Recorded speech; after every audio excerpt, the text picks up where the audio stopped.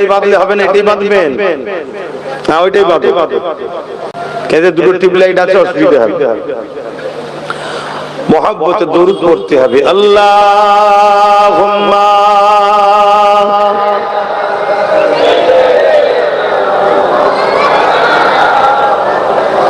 ওয়ালা আলি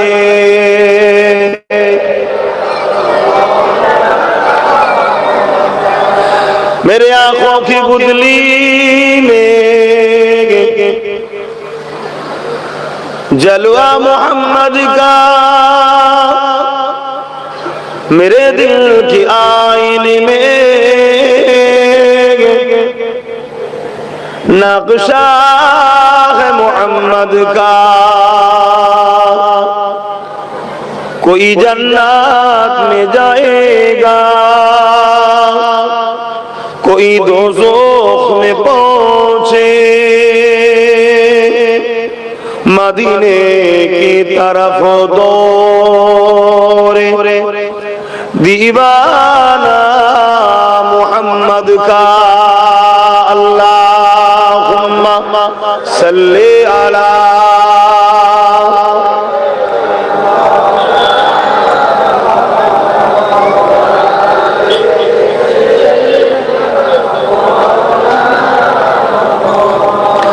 सदा है महशर में लब्बाई लब्बाई, जहां उम्मतों ने पुकारा मुहम्मद, हमें जानो दिल से प्यारा मोहम्मद के गमों है हमारा मोहम्मद। अल्लाहुम्मा सल्ली अला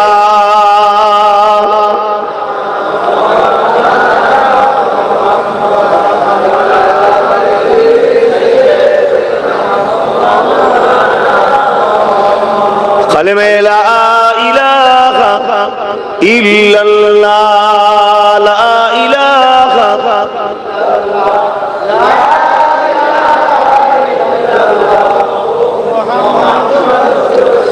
हस्बी रब्बी जल्लल्लाह, मा फी क़ल्बी खैरुल्लाह, हक़ ला इलाहा इल्लल्लाह, ला इलाहा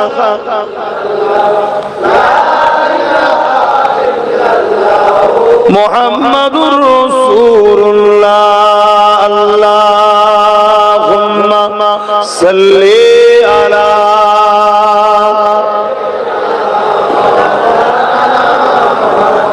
वला आलि सय्यिदना।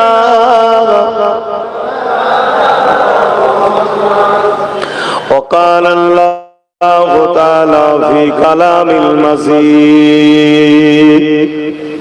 والفرقان الحميد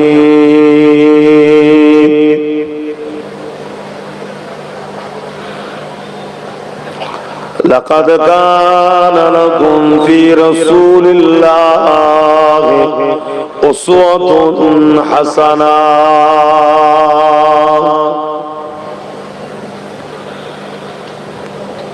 وقال النبي صلى الله عليه وسلم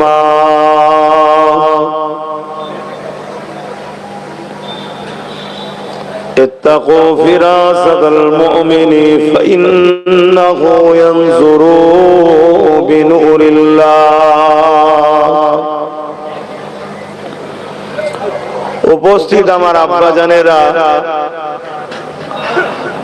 আমার নওজোয়ান তরুণেরা, যুবকেরা, ছোট ছোট বাচ্চারা, উলামা হযরত, হাফিজে কোরআন, নামাজি, মুত্তাকি, পরহেজগার গণেরা,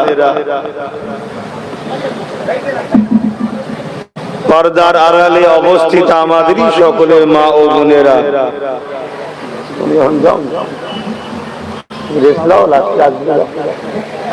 জি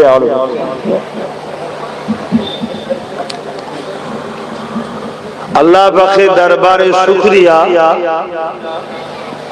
প্রতি বছরের না এবছরও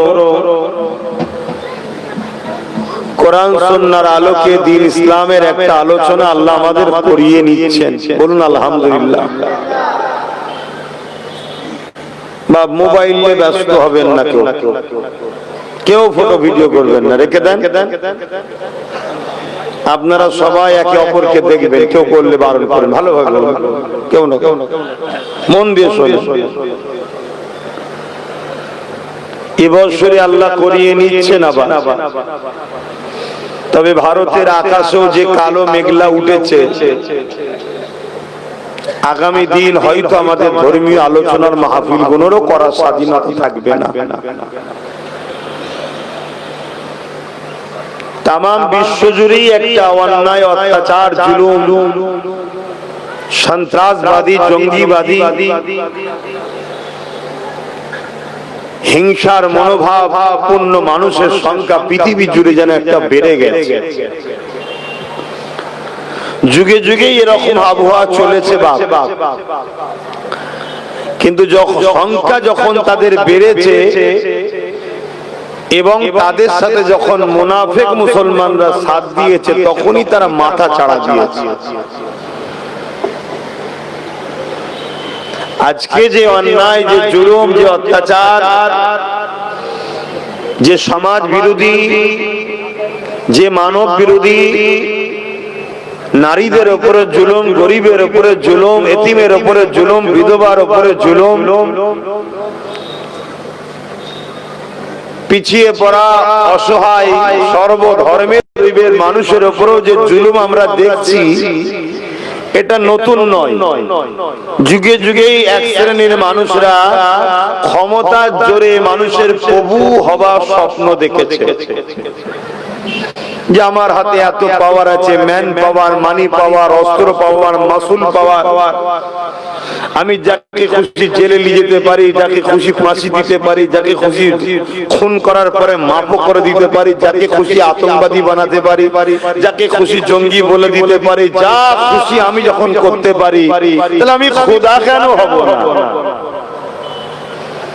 আমার চেলা টামটারা যাকে খুশি রেপ করতে পারে, যাকে খুশি তুলে নিয়ে আসতে পারে, যার খুশি ঘর ভাঙতে পারি, যার খুশি জায়গা দখল করতে পারে, এই ধরনের মেন্টালিটি যাদের পাওয়ার আছে, তাদের এই পাওয়ারের চোটে আস্তে আস্তে আস্তে আস্তে শয়তান তো অশ্বাসা দেয়, তাদের মধ্যে এই মেন্টালিটি আস্তে আস্তে হয় যে আমি খোদা হব।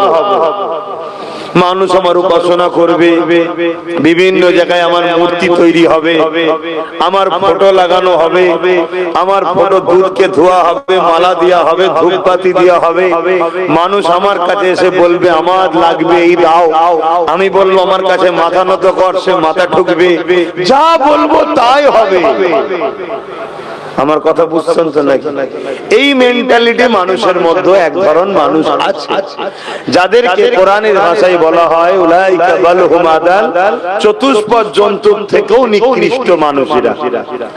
সূরাতে সকলে মানে, দুটো হাত আছে, দুটো চোখ আছে, দুটো কান আছে, দুটো পা আছে, দুটো কিডনি আছে, কিন্তু মূলত এরা চতুষ্পদ জন্তুর থেকেও নিকৃষ্ট। এই রকম যদি মানুষের উদাহরণ আপনাদেরকে দিই, আপনারা আরো বুঝবেন। যেমন ফেরাউন ছিল, নমরুদ ছিল, সাদ্দাত ছিল, আবু জেহেল ছিল, এজিদ ছিল, আমার দেশে হতভাগা আকবর নামে ছিল, আরো যুগে যুগে অনেকে এসেছে। আজকেও পৃথিবীতে এরকম নরখাদক পশু অনেক রাজ্যে তৈরি হয়েছে, অনেক দেশে তৈরি হয়েছে। এদের চিন্তা ভাবনা ওইটাই যে আমি মানুষের প্রভু হব। সে মুসলিম গরিব হোক, হিন্দু গরিব হোক, আদিবাসী গরিব হোক, সাঁওতাল গরিব হোক, বাগদি গরিব হোক, যে কোনো ধর্মের হোক না কেন, গরিব যারা, তাদের জন্য একটা বিপদের কালো মেঘলা আকাশে কিন্তু উঠেছে। শুনছেন? কিন্তু ইসলামকে এরা বড় ভয় করে, ইসলামকে এরা বড় টার্গেট করে, ইসলামকে নিয়ে এরা বড় চিন্তিত। কেন? ইসলাম এমন একটা আলো, এমন একটা লাইট, এমন একটা জ্যোতি, এই আলোতে পৃথিবীতে যুগে যুগে সমস্ত অন্যায়কারীরা এই আলোতে পুড়েছে এবং এই আলোতে পৃথিবীর প্রত্যেকটা মজলুম সঠিক রাস্তাও দেখতে পেয়েছে। জোরে বলুন সুবহানাল্লাহ। তাহলে এই আলোর দুটো কাজ, একটা হলো জালিম অত্যাচারী স্বৈরাচারী বদমাইশ শাসক ধর্মগুরু যারা, তাদেরকে আলো পুড়িয়ে ছারখার করে দিয়েছে। শুনছেন তো নাকি? অপর দিকে এই আলো প্রত্যেকটা অসহায় গরীব দুঃখী লাঞ্ছিত শোষিত শোষিত বঞ্চিত অপমানিত পদদলিত অসহায়, সে যে কোনো ধর্মের হতে পারে, প্রত্যেককে কিন্তু এই আলো ইনসাফ ইনসানিয়াত নাই সত্য বাঁচার রাস্তা দেখিয়েছে। জোরে বলুন সুবহানাল্লাহ, আরো জোরে বলুন সুবহানাল্লাহ। তাই পৃথিবীতে যুগে যুগে যত নবীরা এসেছেন, প্রত্যেকটা নবীদের সাথে এই জালিম অত্যাচারী শাসক আর ধর্মের নামে ভণ্ড যারা, তাদের সঙ্গে ঝগড়া হয়েছে, টক্কর হয়েছে। কেন? নবী রাসূলুল্লাহ সৃষ্টিকর্তার পক্ষ থেকে এসে মানুষকে কল্যাণের রাস্তা দেখিয়েছে, ইনসাফের রাস্তা দেখিয়েছে, বাঁচার রাস্তা দেখিয়েছে, মজলুমের পাশে দাঁড়িয়ে জালিমদের বিরুদ্ধে লড়েছে, অসহায়দের মুখে হাসি ফুটিয়েছে, এতিমের চোখের পানি মুছেছে, বিধবাকে আশ্রয় দিয়েছে, বঞ্চিত মানুষের অধিকার দিয়েছে। আল্লাহ জমিনে শান্তি প্রতিষ্ঠিত নবীরা করেছে। জোরে বলুন সুবহানাল্লাহ। তাই জালিমরা সর্বসময় নবীদের বিরোধী করেছে। আর তো নবী আসবে না, সেই জালিমদের উত্তরসূরি এখনো যারা রয়ে গেছে ওই মেন্টালিটি, তারা সেই নবীর দ্বীনকে মিটাতে চাইছে। আর নবীর দ্বীনের পক্ষে যে সকল উলামারা কথা বলে, এদেরকে টার্গেট করছে। শুনছেন কেন নবীর দ্বীনকে মিটাতে চাইছে? নবীর দ্বীন থাকলে ক্ষুধার্ত মানুষকে খানা দেবে ইসলাম। আমরা তো গরিব বানাতে চাইছি। কেন? গরিব যত বাড়বে আমাদের প্রভু হওয়া তত তাড়াতাড়ি সহজ হবে। এক প্লেট বিরিয়ানিতেই লোকে খুন করিয়ে নিয়ে যাবে, এক 500টা টাকাতেই গোলাম বানিয়ে নিয়ে যাবে, কিছু আলু পেঁয়াজ দিলেই ব্যাস আমাদের দাসদাসী হয়ে যাবে। কি গরিব বলি? পেটের জ্বালা না থাকলে কেউ কারো কথা শুনবে? বাপ ভাইরা আমার ওয়াজের ভূমিকাটা বুঝছেন তো নাকি? হ্যাঁ, মন দিয়ে। এজন্য এরা প্রথম গরিব বানায়। আর ইসলাম কি বলছে? ক্ষুধার্ত মানুষ দেখলে খানা খাওয়াও। জোরে বলুন সুবহানাল্লাহ। ইয়া রাসূলুল্লাহ, ক্ষুধার্ত মানুষ যদি মুসলমান না হয়, হিন্দু আদিবাসী দলিল খ্রিস্টান অন্য কোন ধর্মে যদি হয়, ওই ক্ষুধার্ত কি খানা দেবো? আল্লাহ নবী বলেছেন যে মানুষ আল্লাহর সৃষ্টিকে খানা দেবে, আল্লাহর সৃষ্টি হিসাবে অসহায়ের মুখে ভাত দেবে, তার পরনার কাপড় দেবে, তার ক্ষুধা নিবারণ করবে, আমি রাসূলুল্লাহ জানিয়ে দিই কিয়ামতের দিনে আল্লাহ তাকেও সাহায্য করবে। তাহলে আদিবাসী যদি ক্ষুধার্ত থাকে আমাদের খানা দিতে হবে, দলিত যদি ক্ষুধার্ত থাকে, হিন্দু যদি ক্ষুধার্ত থাকে, আমাদেরকে খানা দিতে হবে। শুনছেন কেন? এটা আমাদের ধর্মের কাজ। মুসলমান শুধু গলা লম্বা করে বললে হয়নি যে আমি ইসলামের অনুসারী, কাজগুলো করার নাম ইসলাম। আর নিজের কওমের মানুষকে তো দিতেই হবে। কথা মাথায় ঢুকছে না? ঢোকে না? তাহলে এই যে জিনিসটা ক্ষুধার্ত বানাতে চাইছে জালিম শাসকরা, আর ইসলাম বলছে ক্ষুধার্তকে খানা খাওয়ালে আল্লাহ জান্নাতি খানা খাওয়াবে। জোরে বলুন সুবহানাল্লাহ। তাহলে ইসলাম ক্ষুধার্ত নিবারণ করতে চায় আর জালিম ক্ষুধার্ত বানাতে চায়। টক্কর হবে না? হবে না? কথা বলো। ইসলাম রেপ মুক্ত সমাজ চায় আর জালিম আতঙ্ক তৈরি করতে চায়, যাতে করে হসপিটালের মাল যখন চুরি হবে কেউ যেন বাধা না দেয়। তাই তিলক তোমাকে এমন ভয়ের রেপ করো বাকি সবাই যেন ঘাবড়ে যায়। শুনছেন তো নাকি? আর ইসলাম বলছে কি রে বন্ধ করো। তাহলে টক্কর হবে না? হবে না?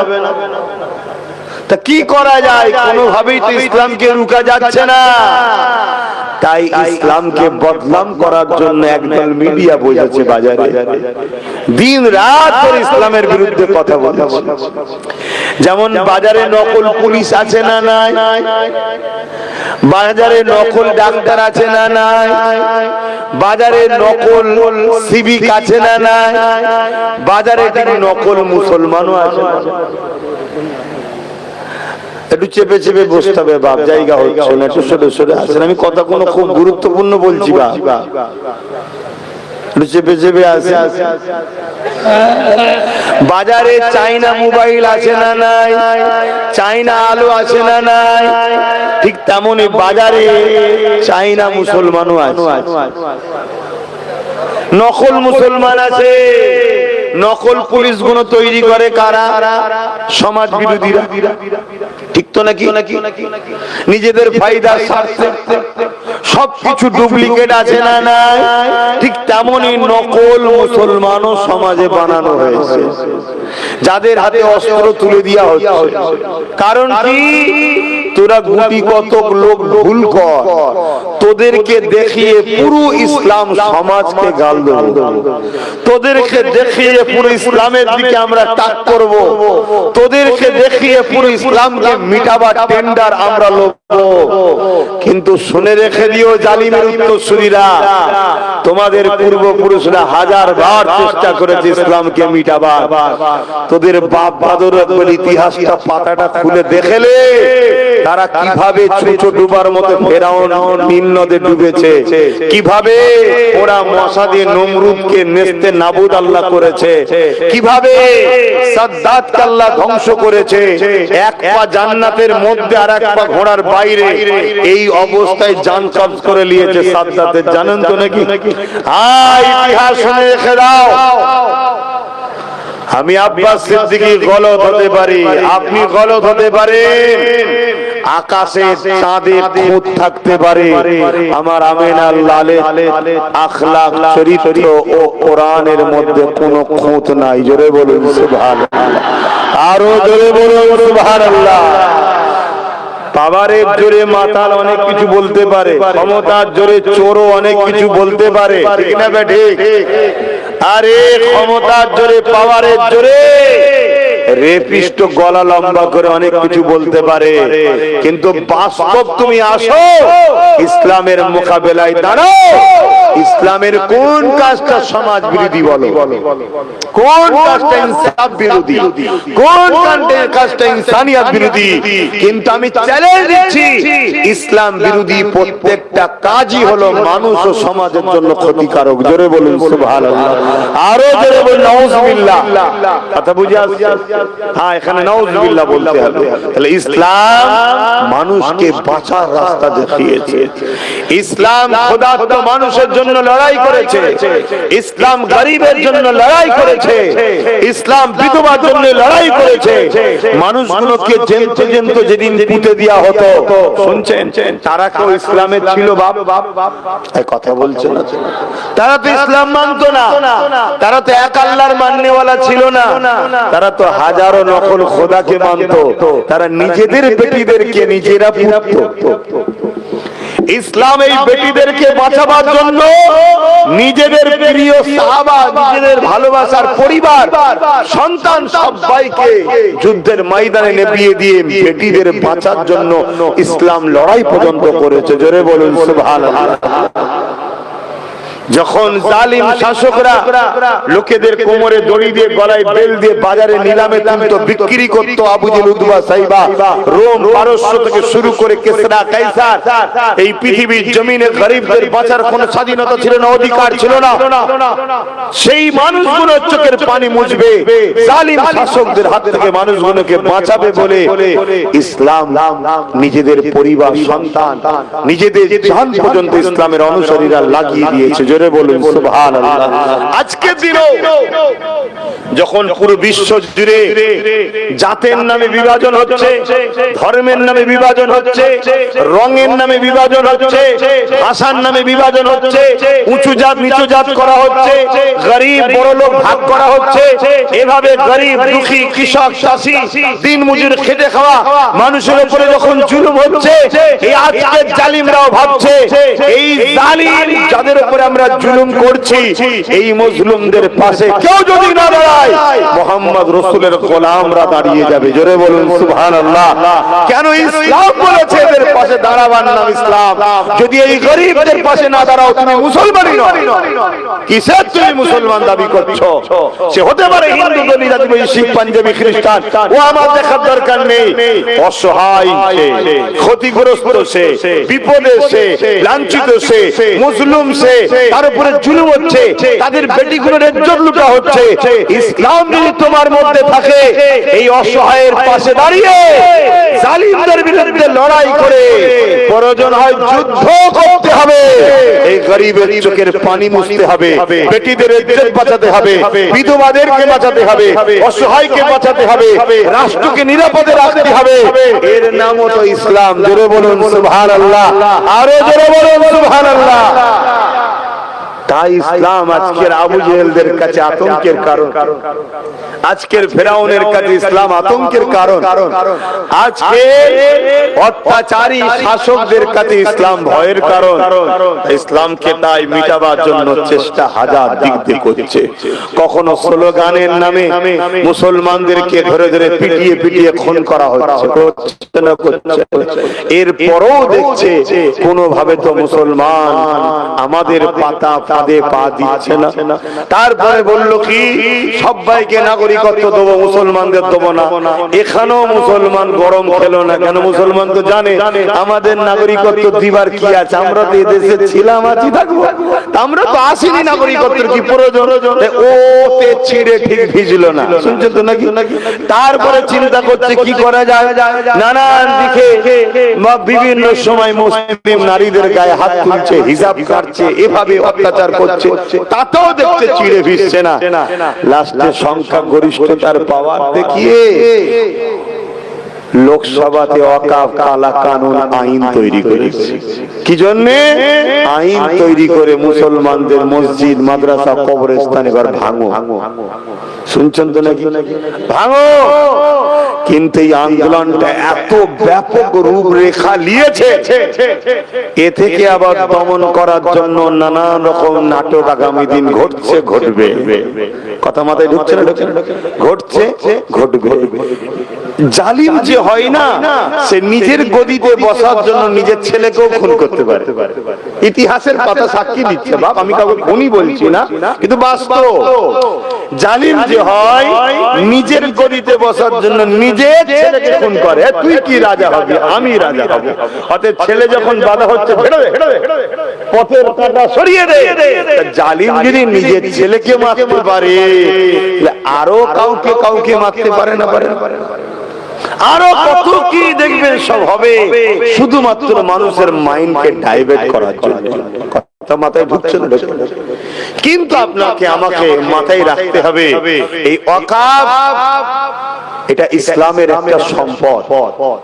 ইসলামের অনেক পার্ট আছে, এটা একটা পার্ট। অতএব ইসলামের উপরে আঘাত দিয়েছে, এটা আমার দেশের বিরোধী কাজ। দেশ ইসলামের বিরুদ্ধে আঘাত দেয়নি, দেশ ইসলামের, জোরে বলো, আঘাত দেয়নি। আমার দেশের হিন্দু, আদিবাসী, সাঁওতাল, খ্রিস্টান, দলিত, আরো কত ধর্মের মানুষ আছে, কেউ ইসলামের বিরুদ্ধে আঘাত, জোরে বলো, দেয়নি।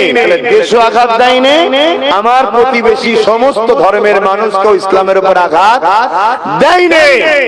সংবিধানও ইসলামের উপরে আঘাত দেয়নি।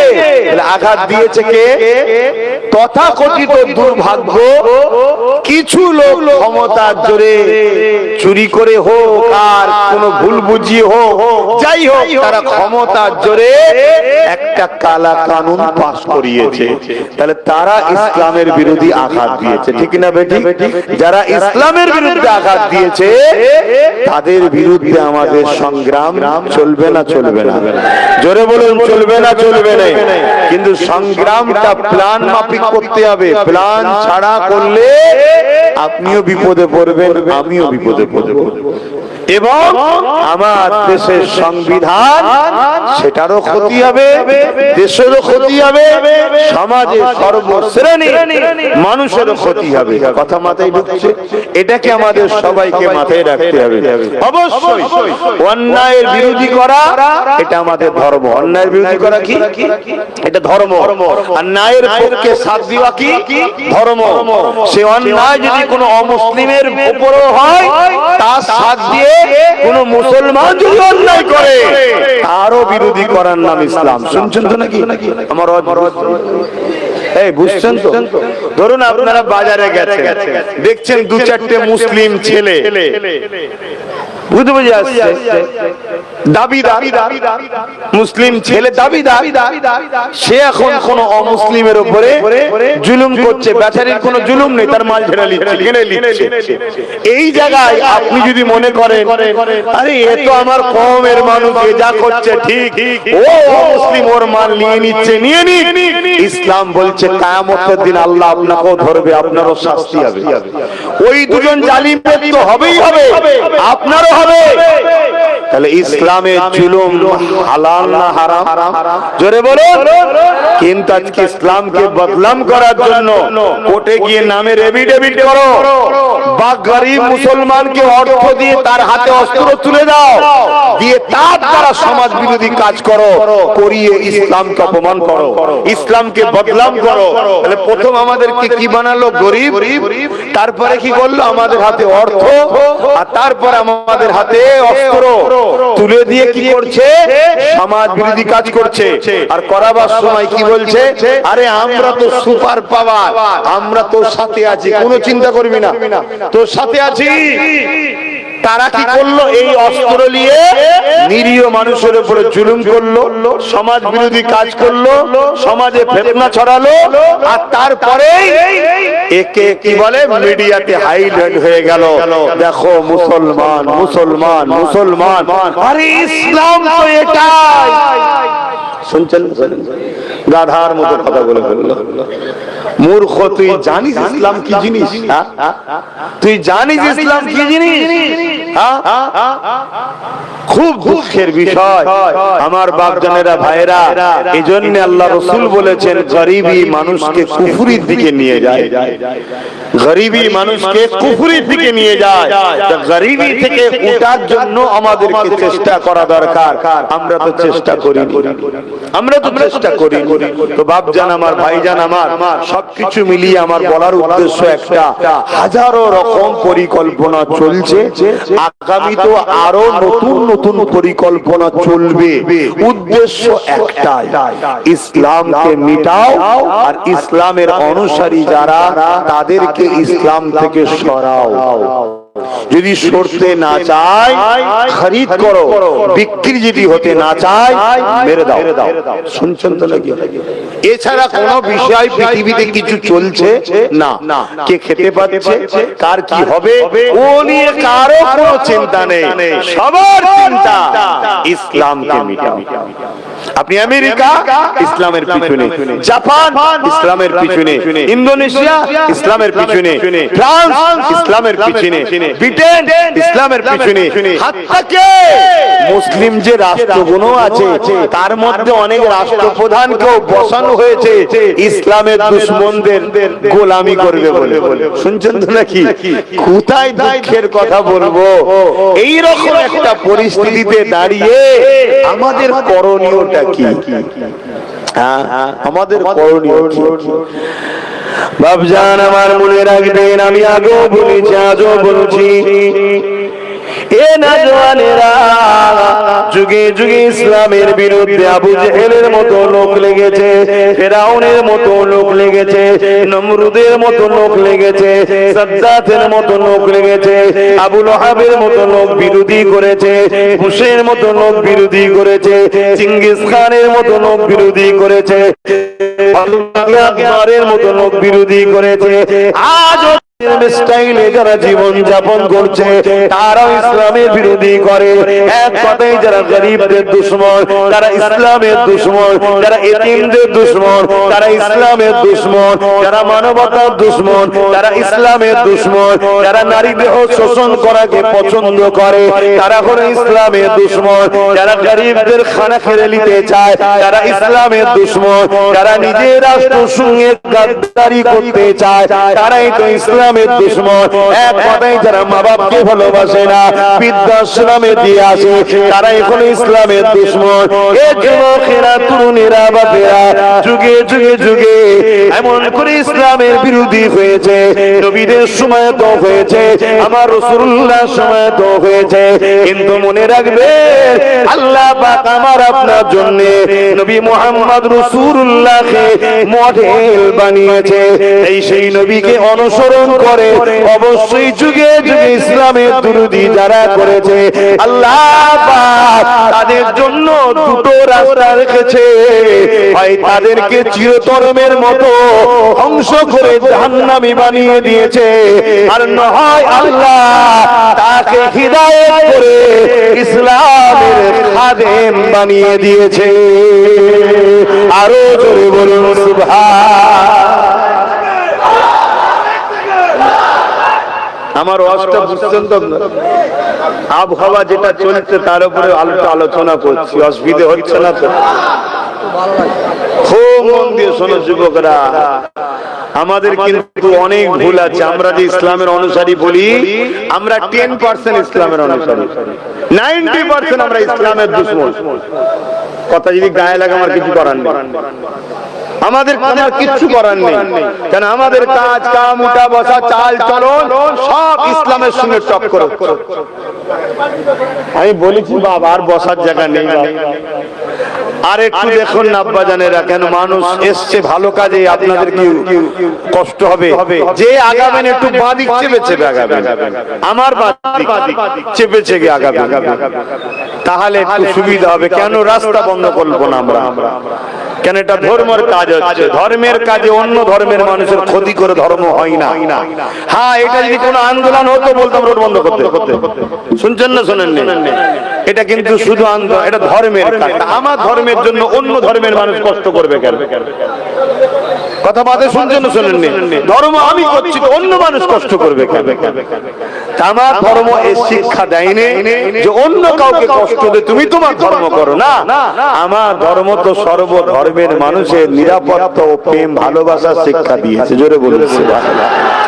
কিন্তু দুঃখের বিষয়, এখন সমাজে মূর্খ সংখ্যা এত বেড়ে গেছে, কথা বুঝে আসছে, নতুন নতুন ইতিহাসও তৈরি করে ফেলছে। হোয়াটসঅ্যাপ ইতিহাস, কথা বুঝলেন তো? হোয়াটসঅ্যাপ ইউনিভার্সিটিতে পড়ানো হয়, গুগল ইউনিভার্সিটিতে পড়ানো হয়, ইউটিউব ইউনিভার্সিটিতে পড়ানো হয় নতুন নতুন ইতিহাস, যে ইতিহাসের আব্বা জানো নাই, আম্মা জানো নাই। শুনছেন তো নাকি? মানে যারও সন্তান যে ইতিহাসটা, ভাষাটা কি খারাপ লাগে নাকি? ওইটাই তো বলে নাকি, অন্য কি ভাষায় বলে আমি তো জানি না। মানে কোনো ভিত্তি নেই, ভুল, কথা বুঝে আসছে তো? কিন্তু দুঃখের বিষয়, যাকে দেখতে পারি না তার চলন বেকা, ব্রেনের মধ্যে ওয়াশ করে দেওয়া হয়েছে। মুল্লাদেরকে বাঁধতে হবে, মুল্লাদেরকে কাটতে হবে, ব্রেনে ওয়াশ করেছে। যেমন আবু জেহেল ওয়াশ করেছিল আমার নবীর বিরুদ্ধে, জানেন নাকি? আমার রাসূলুল্লাহর বিরুদ্ধে ওয়াশ করেছিল। এত লোক আমার নবীর বিরোধী হয়ে গেল, আমার নবীকে আল্লাহ হুকুম করলেন আপনি ইয়াসরিব মদিনায় চলে যান। চলে গেল, কিন্তু নবীর আলো, নবীর নূর চারিদিকে আস্তে আস্তে ছড়া। যারাই নবীর বিরুদ্ধে ছিল, নবীকে কতল করতে গেছে, শহীদ করতে গেছে, তারা বলছে আলো কিসের, কত সুন্দর, ভালো তো। বলছে এটা মুহাম্মদ রাসূলের আখলাক। বলছে হাই হাই হাই, এই মানুষটাকে এত খারাপ বলতাম। শয়তান আবু জেহেল, ওই শয়তানকে ধর, ওই শত বদমাই। শুনছেন না শোনেননি? মানুষ দলে দলে যখন ভুল ভাঙছে, মুহাম্মদ রাসূলের গোলাম হয়ে যাচ্ছে। জোরে বলেন সুবহানাল্লাহ। কিন্তু আজকের দিনে ভুল ভাঙার আগেই মদ খাইয়ে দিচ্ছে। শুনছেন তো নাকি? ভুলটা ভাঙবে কখন? গোটটা কাটার আগেই অমনি বলছে আরেকজন করলে। অঞ্চলে অঞ্চলে মদ তৈরি হচ্ছে। মদের অফিস তৈরি হয়েছে না? আমি ভুল বলছি? এটা আমাদের দিদির দয়াতে হচ্ছে। প্রতিটা অঞ্চলে অঞ্চলে স্কুল বন্ধ আর মদের দোকান। কি গো কষ্ট লাগলো নাকি? আমাদের দিদি করেছে তো বলবো না? হ্যাঁ, কেন ভোর কাটার আগে ডেট এক্সপায়ার থাকলে নেশা আরো বেশি হবে। ডেট এক্সপায়ার গুলো দেবে ঘোর অবস্থায় খাওয়া, যাতে ডেটটাও না পড়তে পারে যে কি আছে। কথা শুনছেন তো? 23 ডেট আছে, ও দেখছে 29, এখনো ডেট চলবে। কিন্তু মৌলিক বিষয়টা কি? মূলত আমার সমাজ ব্যবস্থা খারাপ হচ্ছে, কারবার মানুষের ধ্বংস হচ্ছে, মানুষের মধ্যে শান্তি, মহব্বত, ভালোবাসা, মিল নষ্ট হচ্ছে, সমাজের মুখে মানুষ শান্তিতে ঘুরতে পারছে না। একটা ভয় সবাই বাপ। শোনেন, আমি তো মনে করি যে মার খায় তার থেকে বেশি টেনশনে থাকে যে মারে। আপনাদের কি মনে হয়? ধরুন আমাকে কেউ মেরে, বুঝাবার জন্য আমাকে কেউ মেরে, আমি তো মার খেয়ে গেছি, আমি তো নিশ্চিন্তায় ঘুরবো। কিন্তু যে মেরেছে সে কি ভাবছে? ভাইজান যদি প্রতিশোধ নেয়, ভাইজান যদি ধরে, এই বলে মনে হয় রে, এই দিল মনে হয় রে, ওই টেনশনই ওর জিন্দেগি শেষ। তাহলে এটা কি বাঁচা? এটা কি বাঁচা? খুব মন দিয়ে শুনেন, আমার নবী পাকের বিরুদ্ধে, ইসলামের বিরুদ্ধে তৎকালীন শাসক যারা ছিল, আবু জেল, উতবা, সাইবারা, আমার নবী পাকের বিরুদ্ধে মিথ্যা প্রচার চালিয়েছে। কেউ বলেছে মুহাম্মদ রাসূল জাদুকর, কেউ বলেছে মুহাম্মদ রাসূল গণককার, কেউ বলেছে মুহাম্মদ রাসূল জুলুম করে, নানা রকম ভাবে আমার নবীর বিরুদ্ধে বলেছে। আর আব্বা আম্মা জান দুনিয়ায় না, একা নবী আমার এই জমিনের উপরে একা নাইর মেসেজ দিতে লেগেছে, মানবতার মানুষ মেসেজ দিতে লেগেছে। কোন মানুষের উপরে জুলুম হলে আল্লাহ নবী তার পাশে দাঁড়িয়ে গিয়ে জালিমদেরকে বলতে লেগেছে,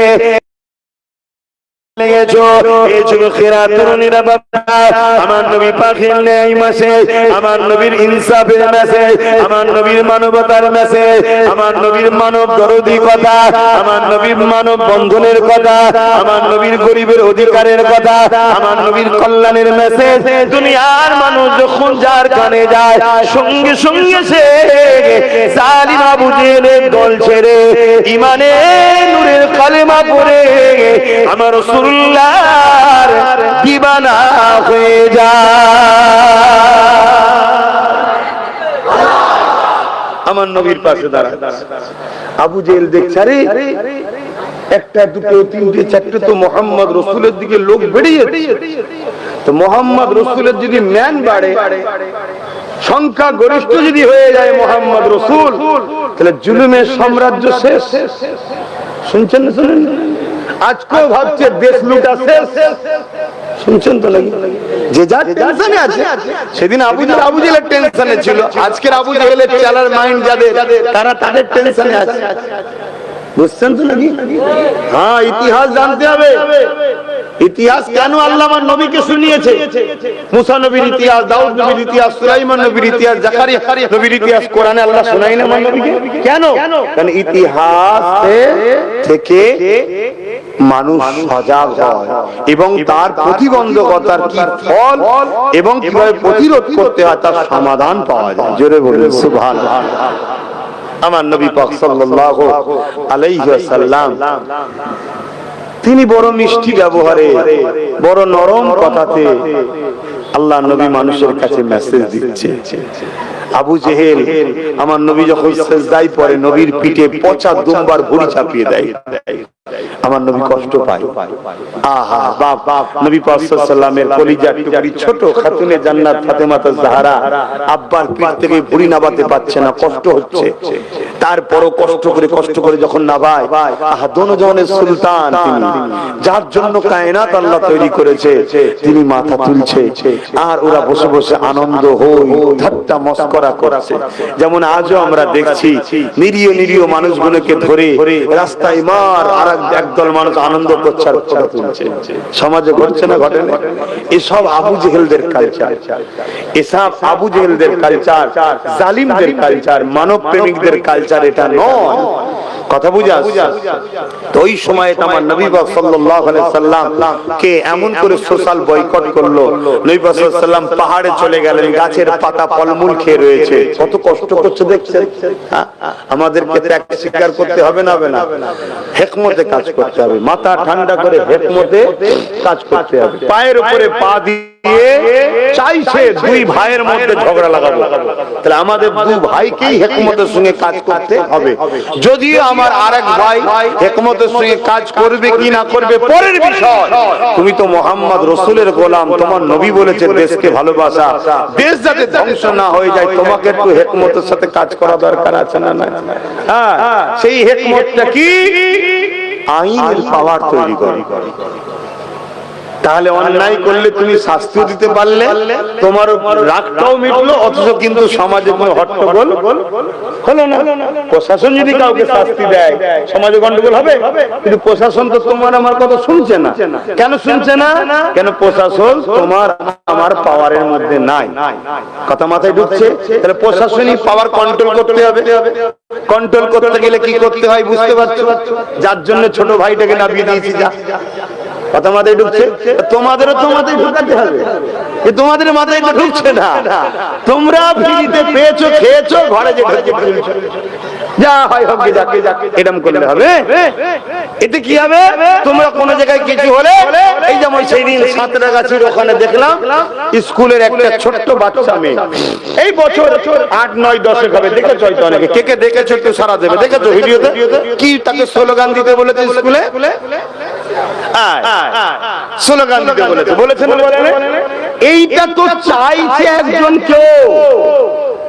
একজন কেউ চাইছে এটা মুসলিম বাচ্চা মেয়েকে ধরবো, ধরে এটা বলবো, এই খবরটা বাইরে যাবে, মুসলমানরা হাত গুটিয়ে লুঙ্গি টুঙ্গি পরে গুটকা খেতে খেতে আসবে, এসে ভাঙচুর করবে, আর আমি ফোন করে মিডিয়াকে ডাকবো, আর এই আসার পরে যা কিছু ঘটছে ওইটা মিডিয়াতে দেখানো হবে। তার আগে যে কি অন্যায় আমি করলাম ওটা মিডিয়া দেখাবেন, এখানে মিডিয়া তো আমার। শুনছেন না শোনেন? যেমন আমার দেশের একজন নাগরিক বর্ডারে আমার দেশের জন্য, দেশের নাগরিকের জন্য জীবন দিল, এই জানেন তো নাকি? নদী এই বাড়ি, এই জানেন তো? পরশু যদি নওশাদ না যেত হয়তো কেউ অনেকে জানতেই পারতো না। কেন? কোন মিডিয়া দিয়েছে, দেখেছেন? মেইনস্ট্রিম মিডিয়া খবর করেছে। একটু সাইড দাও ভাই, একটু সাইড দাও, যাও আস্তে আস্তে যাও, একটু সরে সরে আসো, সরে সরে আসো। ও বেচারি মানুষ, একটা চালাতে গেলে একটু বলতেই পারে। আমাদেরও উচিত তোকে হেল্প করা, আমাদেরও উচিত তোকে হেল্প করা। ওই কথা বলি বলে অনেক ভাই আমার উপর রাগ করে যে আপনি দেখেন না অন্যজনরা ধর্ম করার জন্য মেন রোড বন্ধ করে রাখে, আপনারা দেখেন না? আমি এখানে দুটো উত্তর দেবো। কেউ যদি করে তার জন্য আমায় করতে হবে, এই কম্পিটিশনের নাম ধর্ম নয়। দ্বিতীয় নম্বর কথা, ইসলাম আর সব থেকে আলাদা এই জন্যে, ইসলাম সব থেকে আলাদা এই জন্যে, রাস্তায় পড়ে থাকা কোনো যদি পথ চালক মানুষের কষ্ট হয় সেটাকেও তুলে নির্জনে ফেলে দিবার নাম ইসলাম। জোরে বলুন সুবহানাল্লাহ। আর এখানে আরেকটা মেসেজ দেবো, আজকে যখন মানুষ চাঁদে যাচ্ছে, কেউ বলছে আরো কোনো জায়গায় যাচ্ছে, মঙ্গল গ্রহ ট্রহ যাচ্ছে, এরকম মডার্ন দুনিয়ায় সায়েন্স এখানে বলছে নাকি পৃথিবীতে হাতের মুঠোর মধ্যে পুরো পৃথিবী নিয়ে চলে এসেছি, এরকম একটা টাইমে পুরো পৃথিবী সার্ভে বলছে সব থেকে বেশি যে ধর্মের দিকে মানুষ দ্রুত নতুন নতুন করে অ্যাকসেপ্ট করছে, নতুন যে ধর্ম বিস্তার হচ্ছে এখনো, সে ধর্মটার নাম হলো ইসলাম। জোরে বলুন সুবহানাল্লাহ, আরো জোরে বলুন সুবহানাল্লাহ। আমি আমার বাপের গল্প শোনাতেছিনি, ইউরোপ মহাদেশ তাদের সমীক্ষা হলো, তাদের সমীক্ষা, ইউরোপ একটা মহাদেশ, যেমন আমরা কি বলে এশিয়া মহাদেশ, ইউরোপ একটা মহাদেশ, এভাবে ইউরোপ মহাদেশের তাদের মিডিয়া, তাদের সমীক্ষা, তাদের ডাটা হচ্ছে এটা যে আগামী 40-এর মধ্যে ইউরোপে সংখ্যা গুরু হবে ইসলাম। জোরে বলুন সুবহানাল্লাহ। তার মানে তাদের ওখানে যারা বর্তমান বসতি, তাদের ঘরের যুবক যুবতীরা, তাদের ঘরের যুবক আর যুবতীরা এই 20 থেকে 30, 20 থেকে 30, 20 থেকে 30 প্রত্যেকটা ঘরের ছেলে ছেলেরা তারা সব মোহাম্মদ রাসূলের দিওয়ানা হয়ে যাচ্ছে। জোরে বলুন সুবহানাল্লাহ। তা তুমি বাপ কম্পিটিশনের ধর্ম করো নাকি? তাহলে আমার কথাই কেউ ব্যথা পেলে নাকি? না, যদি ব্যথা পাও তার সাথে আমার সম্পর্ক নাই। আমার তো সম্পর্ক তার সাথে যে মোহাম্মদ রাসূলকে ফলো করে। আমায় কেউ নজরানা দিল 5000 টাকা 10000 টাকা, ও ব্যাপারটা বড় কথা না। আরে রেখে দিকে যা, সৌদি আরবে মেথরের যা টাকা আছে আমাদের মনে হয় কি বলে, আমি আমার কথাই বলছি, আমি মনে হয় সারা জীবনে করে এক দিনের ইনকাম করতে পারবো ওদের যা টাকা। কথা বুঝছেন না? বলুন না, টাকাই সবকিছু নয়। ইনসাফ, ইনসানিয়াত, মানবতা, মানব প্রেম, এগুলো মনুষ্যত্ব, এটাই হলো সবকিছু।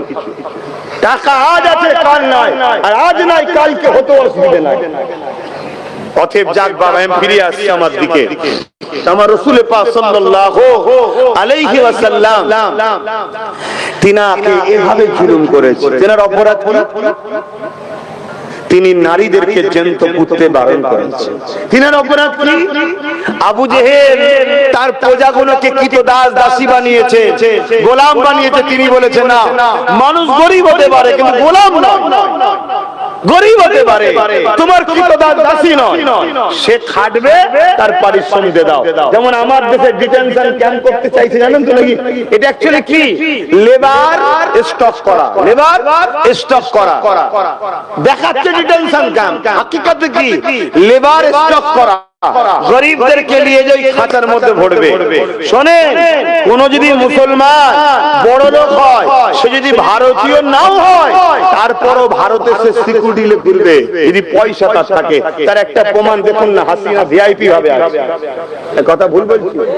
কিন্তু এই ভারতে কোন যদি অমুসলিম হিন্দু ভাই গরিব হয়, সে কিন্তু ক্যাম্পে থাকবে। দেখুন না, আসামে ঢুকে বসে। তাহলে এখানে ব্যাপারটা মুসলমান হিন্দু নয়, এখানে ব্যাপারটা হচ্ছে পয়সা। পয়সা যার আছে, মানি যার আছে, গভর্নমেন্টটাকে স্যালুট করবে, বাবা করবে। সে ভারতীয় হোক আর নাই হোক, সে সমাজ বিরোধী হলো, তাকে স্যালুট করা হবে পয়সা যখন আছে। আর ইসলাম কি বলছে? না, মানুষকে বাঁচতে দাও। গরিব, ওকে সৃষ্টিকর্তা গরিব বানিয়ে পরীক্ষা নিচ্ছে, তোমাকে ধনী বানিয়ে পরীক্ষা নিচ্ছে। তুমি গরিবকে শতকরা 2.5 টাকা দাও। এখানে দিয়া তো দূরের কথা, গরিবদের সম্পদ বোম্বাইয়ের এতিমখানার উপরে বিশাল বাড়ি করে বসে আছে। কথা বুঝছেন না? বোঝেন? তাহলে এরা কিরকম লুটেরা বুঝতে পারছে? আর এই লুটেরাদের ঘরে বাঁচাবার জন্যই ওয়াকফ কালা কানুন তৈরি করেছে। এই লুটেরাদের ঘরে বাঁচাবার জন্য। তো ভাইয়েরা আমার নবী পাক সাল্লাল্লাহু আলাইহি ওয়াসাল্লাম তিনার উপরে কত জুলুম হয়েছে। কি জন্য? ইনসাফের জন্য, ইনসানিয়াতের জন্য, গরিবের পক্ষে কথা বলার জন্য, বিধবার পক্ষে কথা বলার জন্য, এতিমের পক্ষে কথা বলার জন্য আল্লাহ নবী বলে দিলেন, কেউ তোমার যদি লেবারি করে, শ্রমজীবী হয়, তোমার যদি কেউ শ্রম দেয়, তোমার বাড়িতে কেউ খাটে, ওই লেবার ওর খায়ের খাম শুকাবার আগে ওর মজুরিটা দিয়ে দিতে হবে। আল্লাহ নবী কি বলতে লাগলে, মক্কা জমিনেও কাজের মেলা হতো, ওখানে বাচ্চা বাচ্চা ছেলেদের ঘরে তাদের প্রভুর সামনে জবাই করে দেওয়া হতো, খুশি করে উৎসর্গ করা হতো। আল্লাহ নবী বললেন, এগুলো বন্ধ করা দরকার। মানুষ মানুষকে কতল করছে, এই বাচ্চাদের অপরাধটা কি? এদেরকে বাঁচা, স্বাধীনতা দাও। এক কথায় অন্যায়ের বিরুদ্ধে রাসূলুল্লাহ যখন বলল, তখনই জালিমরা আমার নবী পাকের বিরুদ্ধে দাঁড়িয়ে গেল। এই যুবকের এখানে একটা কথা জিজ্ঞাসা করি, যারা জালিম ছিল তারা তো ইসলামে ছিল না, যাদের উপরে জুলুম ছিল তারাও কিন্তু কেউ ইসলামে ছিল না। কথা মাথায় ঢুকছে না? হ্যাঁ, কথা বলছে না? আজকে আমরা কি দেখছি? মণিপুরে জুলুম হচ্ছে না, হয় না? যে জুলুম করছে সেও ইসলামের নয়, যার উপরে জুলুম হচ্ছে সেও। শুনছেন না? শুনছেন? তাহলে আমি কি চুপ করে বসে থাকবো? কেন না? কেন আমার রাসূল যারা জুলুম করছিল তারাও কেউ ইসলামের ছিল না, যাদের উপরে জুলুম হয়েছে তারাও কেউ ইসলামের ছিল না। রাসূল কিন্তু এই মজলুম ইসলামের নয় তো কি হয়েছে, আল্লাহ মানে না তো কি হয়েছে, এই মজলুমদের সাথে নবী সাথ দিয়েছে না দেয়নি? তাহলে আজকেও কোন জায়গায় সে উত্তরপ্রদেশ হোক, আমার বাংলা হোক, আর যেখানেই হোক, কোন মানুষের উপরে জুলুম হলে তার পাশে দাঁড়ানোর নাম হলো ইসলাম। জোরে বলুন সুবহানাল্লাহ। ভয়টা ইসলামের উপরে কেন বুঝতে পারছেন তো নাকি? হ্যাঁ, ভয়টা ইসলামের উপরে কেন বুঝতে পারছেন? যে আমি কাউকে ভয় দেখিয়ে নত করব, ইসলাম তার হাত ধরে তুলবে। ভয় কাজ না, চল চল, কথা বুঝে আসছে? অতএব না থাকবে ইসলাম, না থাকবে হাত ধরে তোলা। এই যে আমাদের সমাজে একটা স্বজাতি আছে, এসসি এসটি বলে, আমি জানি না এটা ওই ভাষায় ডাকাতে তারা অখুশি না খুশি আমি জানি না, কিন্তু এই পরিচয়ই তো বলা হয় নাকি, এসসি এসটি, তাই তো নাকি? এই যে এসসি এসটি, এনাদেরকে আজকে আমাদের সবার বন্ধুত্ব করা দরকার, এনাদেরকে বোঝানো দরকার যে দাদা বা ভাই, আজকে আমরা মুসলমান আছি বলে তোমাদেরকে উঁচু পিড়ে দেওয়া হচ্ছে। শুনছেন তো নাকি? বলছে ভাই ভাই ভাই ভাই, বলছে না? বলেন। তারপর তোমাদের মেদিনীপুরে তো একজন নতুন করে বেরিয়েছে, বাবা জানো মনে হচ্ছে কি করে ফেলবে একটা, বুঝতে পারছেন তো নাকি? হ্যাঁ, তাহলে এই যে এসসি এসটি ভাই, এনাদেরকে বোঝানো দরকার যে আমরা আছি বলে আপনাদেরকে উঁচু পিড়ে দেওয়া হচ্ছে। যেদিন ভারতে মুসলমান থাকবে না, সেদিন আপনাদের ঘরে উঁচু পিড়ে কেড়ে কি বলবে, তোরা তো অছুত, কি বলবে? এটা বন্ধু করে বোঝানো দরকার আছে না নাই? বন্ধু হয়ে এক হয়ে থাকার দরকার আছে না নাই? আমরা যদি এক হতে পারি, দেশে 90%। শুনছেন তো নাকি? এই জন্য দরকার বন্ধুত্ব করা, আর আপনারা বন্ধুত্ব যাতে করতে না পারেন তার জন্যই তো ধর্মের সুসুরি দিয়ে একটা বাচ্চা মেয়েকে কি বলছে, এই স্লোগান দাও। সে যখন ঘরে এসে পুরো পাড়া আমায় সবাইকে জাগিয়ে দেওয়া হলো, সবাই মিলে চলে গেল, ভেঙে বলো মরে বলো নিয়ে আসো বার করো, আর মিডিয়া তুলছে নিয়ে যে অমুসলিম পাড়ায় দেখাচ্ছে, দেখ মুসলমানদের দাদাগিরি দেখছিস, মুসলমানদের গুন্ডাগিরি দেখছিস, মোল্লাদের জোর দেখছিস, এটা কি পাকিস্তান নাকি? এখানে দাদাগিরি দেবে কেন? এদেরকে সাইজ করতেই হবে, এদেরকে সাইজ করতে গেলে আমাদেরকে আনতে হবে। শুনছেন তো নাকি? হ্যাঁ, শুনছেন? তাহলে আমরা ভুল পদক্ষেপ করছি না করি? কথা বলুন। তাহলে সমাধান কি? এর সমাধান হলো একটাই, যাকে তুমি প্রতিনিধি করেছো তার বাড়িতে যাও। যে আমার বেটিটা স্কুলে গেছিল, আমার ছেলেটা গিয়েছিল, একে এই বলেছে, ইমিডিয়েটলি 24 ঘন্টার মধ্যে এর যেন শাস্তি হয়, না হয় সব জায়গায় বলবো যে তুমি সেজে আছো সেকুলার, কিন্তু তুমি তোমার আঁচলের তলাতে কমনাল শক্তি বাড়াচ্ছ। শুনছেন তো নাকি? হাই দেখা আপনি বুঝতে পারেন না? আপনারা মাঠে দেখবেন চট ঢাকা থাকে, চট ঢাকা থাকে, ওর তলায় বীজ রোপণ হয়, জানেন তো নাকি? ওই বীজ যখন সাইজ মতো হয়ে যায়, তখন আস্তে আস্তে বড় জমিতে ছড়ানো। শুনছেন তো? বাংলায় কেউ ওই চাদর ঢেকে বা আঁচল ঢেকে তার তলাতে কমনাল চাষ হচ্ছে। কথা বুঝছেন না? বলেন দিদি, বলেন কি করে বললেন? না হয় দিন রাত যে বিষ উগলাচ্ছে, 100টা পুলিশ দিয়ে পাহারা দিচ্ছে কেন? থাকে উচিত তো তাকে অ্যারেস্ট করা না। তোকে আমি 100 জায়গায় 200 পুলিশ দেবো, তুই এক কাজ কর, বাংলার অলিতে গলিতে তৈরি ঘোর, ঘরে ঘরে ঘরে ঘরে এই বীজ চাষ কর, বীজ চাষ কর, বীজ চাষ কর। এই চাষ করলে কি হবে? একটা সম্প্রদায় যে আমাদের মধ্যে মিলেমিশে আছে মানব বন্ধনে, তাদের মধ্যে থেকে একটা অংশ ভেঙে একত্রিত হয়ে একা হবে। শুনছেন তো নাকি? একা হবে। আর এই বীজ চাষ করাতে আমারও ফায়দা আছে। তুই যত মোল্লাদের গাল দিবি, মোল্লারা তত ভয়েতে আমার কোলে উঠবে। আমি এদেরকে আমার কোলে রেখে দেবো। যখনই এরা কোনো অন্যায় হবে আর রাস্তায় যেই নামতে যাবে, আমি বলবো আন্দোলন এখানে নয়, দিল্লি যাও। শুনছেন তো নাকি? আর যদি এরা বুঝতে পেরে যায় শুধু একা তুই যদি বিষ ছড়াস আর এরা যদি একদিকে হয়ে যায়, এরা একদিকে হয়ে গেলে যত কমই হোক 120-30টা লাঠি বার করে নিবার ক্ষমতা রাখে। শুনছেন না? শুনুন। 120-30টা যদি ওর দিকে চলে যায় তাহলে শক্তিটা কম না বেশি? তাহলে তো ডোরো ডোরো পাল্লা চলবে। তুই একটা মারলে ও ঝটকা দেবে। এক কাজ কর, এদেরকে আমি বোকা বানিয়ে ঘুমটা দিয়ে এদের দরদি হয়ে থাকি। এর ভেতরে ভেতরে তুই বিষ উগলা, তোর কিচ্ছু করতে পারবে না। কেন? আমার ফোর্সকে বলা আছে তোকে পাহারাতে নিয়ে যাবে। এটা হচ্ছে না, হয় না বলুন? আমি কিছু ভুল বুঝাচ্ছি? এরপরও আপনার আমার পাড়াতে কিছু দেখবেন মুসলমান বলবে ও সব সব চলবে না। আল্লাহকে সাক্ষী রেখে বলছি, গত কয়েকদিন আগে দেখলেন না একজন বলেছে আমি ইসলাম ছেড়ে দিলাম। বললো না? বললো। আমি শুনলাম এটা নাকি 25 বারও বলে। কতবার কথা বলছিল? এটা নিয়ে 25 বার ছাড়লো। আব্বা ওইভাবে কতবার ছাড়লো? 25 বার শুনলাম। 25 বার নাকি এর আগে বলা হয়ে গেছে যে আমি ইসলাম ছেড়ে দিলাম। কি বলছে? এইরকম আমাদের পাড়াতে, আমাদের সমাজে হাজারো লাখো নকল মুসলমান আছে। কথা বুঝা আছে? শুধু সময়ের অপেক্ষা, ঝটঝট লাভ মারবে, ঝটঝট লাভ মারবে। কি হলো? বলছে আমি আমার ঘরে ফিরে এলাম। তার মানে ও ইসলাম সেজেছিল, আদৌ মুসলমান নয়। কেন সেজেছিল? শুধু আমাদের ঘরে কন্ট্রোল করবে বলে, আমাদেরকে কন্ট্রোল করবে বলে। শুনছেন তো নাকি?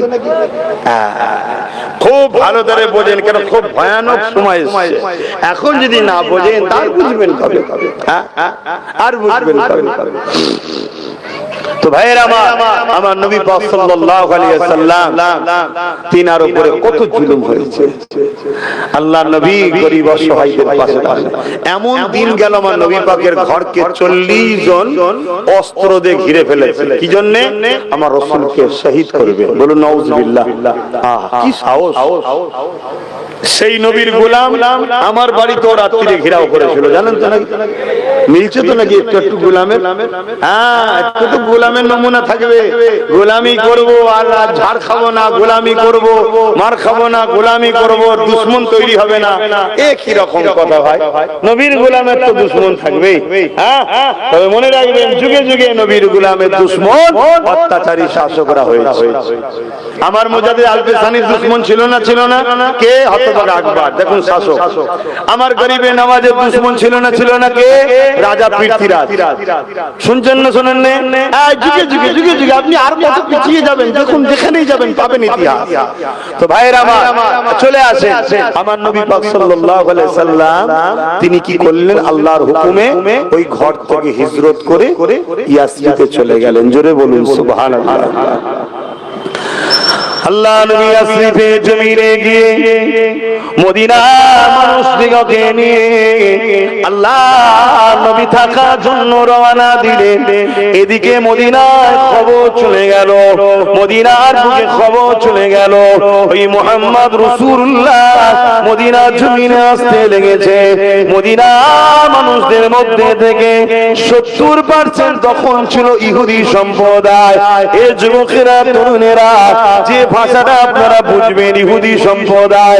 ওখানে অগ্নি উপাসক ছিল, মূর্তি পূজারীও ছিল, বিভিন্ন ধরনের ছিল। আল্লাহ নবী মদিনার জমিনে যাবে খবর পেয়ে জাতি ধর্ম বর্ণ নির্বিশেষে সবাই মদিনার বর্ডারে চলে এসেছে। আমার নবী পাক সাল্লাল্লাহু আলাইহি সাল্লামকে ওয়েলকাম জানাবে বলে, স্বাগতম জানাবে বলে এই যুবকেরা, তরুণেরা, বাপেরা আমার নবী পাক মদিনার জমিনে চলে গেলেন। অনেক বড় কথা, ওই মদিনার ভৌগোলিক পরিস্থিতি তখন কেমন ছিল এটাও একটু আপনাদের জানা দরকার আছে না? নাই। তখন নাম ছিল ইয়াসরিব। নবী যাওয়াতে মদিনা হয়েছে। মদিনা না বললে বুঝবেন না আপনারা। আমার নবী যখন যাচ্ছে তখন মদিনার ভৌগোলিক পরিস্থিতি কেমন ছিল? মানুষ পিশাব পায়খানা টয়লেটে গেলেও অস্ত্র সাথে নিয়ে যেত। তার মানে কি ওখানেও ঢুকছে ঝাড়ছে যে এইখানেও এসে কেউ না মেরে দেয়।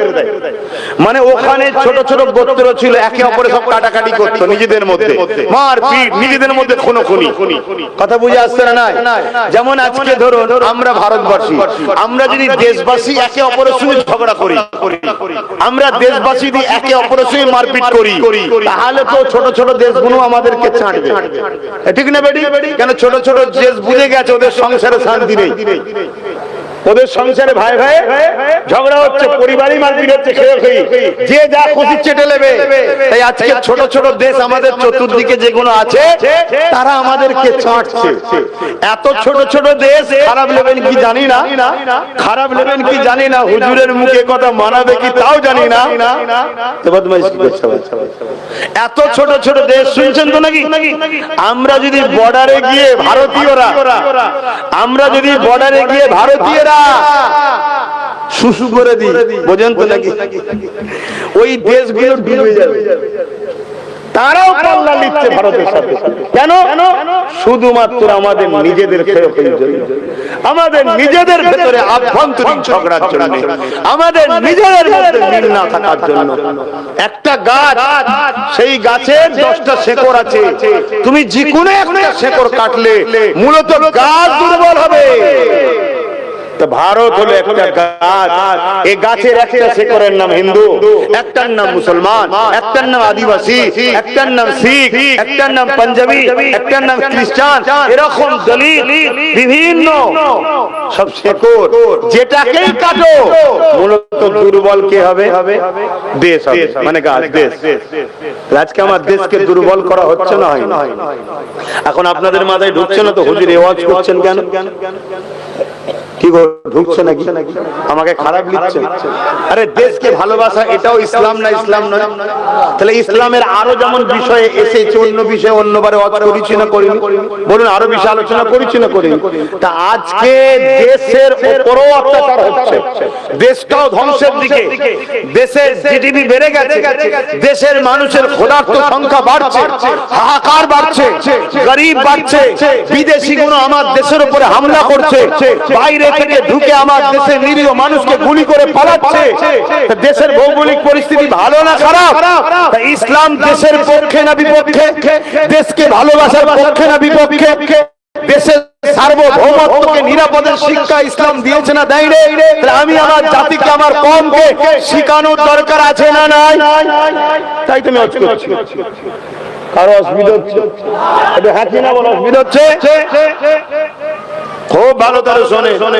তাহলে আমার নবী পাক সাল্লাল্লাহু আলাইহি ওয়াসাল্লাম সে সময় যাচ্ছে, যে সময় মদিনার ছোট ছোট গোত্রগুলো এই হাতে গোনা 2-5টা 10টা 20টা কিছু হয়তো ইসলাম কবুল করেছে, মক্কা থেকে এসে করে খবর পেয়েছে, শুনছেন তো নাকি?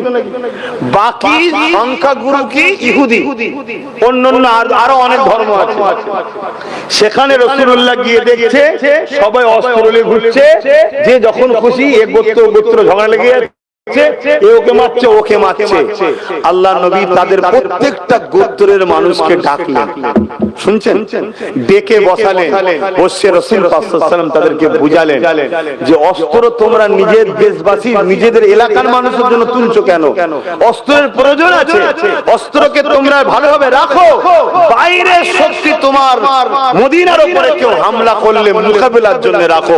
তোমরা নিজেরা প্রতিবেশী ঝগড়া করছো, প্রতিবেশী খুনোখুনি করছো, প্রতিবেশী একে অপরকে কাটাকাটি করছো, তাহলে তো তোমার দেশকে তো সবাই মিলে ক্ষতি করবে। আল্লাহ নবী সবাইকে নিয়ে বসে তারাকে বুঝিয়ে তাদেরকে বলে তাদেরকে একদিন হয়েছে মনে হচ্ছে। এবার কিন্তু আমি বলছি 10 সেকেন্ডের মধ্যে, আমি বলতে চাইছি 10 মিনিটের মধ্যে, কিন্তু একদিনে হয়নি, অনেক মাস লেগেছে। কেউ রাসূলের কথা মানে নেই, কেউ নবীর সঙ্গে খারাপ ব্যবহার করেছে। আল্লাহ নবী আবার বুঝিয়েছে, বাবা এরকম করিসনি বাবা, তাকে বুঝিয়েছে, ভাই বলে আপন করে বুঝিয়েছে। এমন কি ইহুদি ছিল সংখ্যাগুরু, নবী কি করলেন? সবাই কাবার দিকে মুখ করে নামাজ পড়তো, বাপ দাদু পূর্বপুরুষ মক্কার মানুষ সব কাবার দিকে, ইব্রাহিম নবীও কাবার দিকে। সেই দিক থেকে মুখ ঘুরিয়ে আল্লাহ নবী বাইতুল মুকাদ্দাসের দিকে মুখ করে নামাজ পড়লেন, জোরে বলুন সুবহানাল্লাহ। যাতে করে ইহুদিরা মনে করে যে আমরাও যাকে কিবলা করেছি মুহাম্মদ রাসূল, তাকে একটা ভ্রাতৃত্ব তৈরি হয়। শুনছেন তো নাকি? আর আমরা যদি ভ্রাতৃত্ব না বুঝি, পৃথিবীতে ভ্রাতৃত্ব বুঝবে কি? তাহলে আমরা যদি আজকে খারাপ হয়ে যায়, সমাজ খারাপ হবে না? হবে না? তো এই জায়গাতে আমার রাসূল সাল্লাল্লাহু আলাইহি ওয়াসাল্লামের এই সব আদর্শ দেখে ইহুদিরাও কিন্তু আমার নবীর উপরে ফেদ হচ্ছে, মহব্বত বাড়ছে। শুনছেন তো নাকি? তখন সবাইকে নিয়ে রাসূল বসলেন, অনেক মাসের কথা বাপ, আমি সংক্ষেপে বলি। বসে নবী আমার বললেন, শোনো, আমাদের একটা রাষ্ট্রীয় পরিকাঠামো কায়েম করা দরকার। এই যে সব বর্ডার গুলো ফাঁকা পড়ে আছে, এই যে আজকে সব কাঁটাতা বিএসএফ, এর পৃথিবীকে তো আমার রাসূল শিখিয়েছে বন্ধু। ১৫০০ বছর আগে, মোহাম্মদ রাসূলের আগে পৃথিবীতে একটা দেখাও না এরকম সিস্টেম ছিল কিনা। আমি চ্যালেঞ্জ দিচ্ছি, বলো। শুনছেন না? শোনেন। এই যে বর্ডার সিকিউরিটি ফোর্স তৈরি করা, বর্ডারের সীমা তৈরি করা, নিজাম তৈরি করা, কানুন তৈরি করা, এর জন্য নবী একটা সনদ তৈরি করলেন, ধর্মের উপরে কেউ বাড়াবাড়ি করবে না, যে যার যেটা আখলাক পছন্দ সে তার পরিবার বাচ্চাদের হাসি খুশিতে থাকবে, যে বাড়াবাড়ি করবে তার জন্য কি শাস্তি হবে, আমরা নিজেদের মধ্যে কোনো ঝগড়া করব না। টোটাল একটা সিস্টেম আমার নবী পাক তৈরি করলেন। ওই তৈরি করে নবী মদিনার রাষ্ট্র কায়েম করলেন, জোরে বলুন সুবহানাল্লাহ।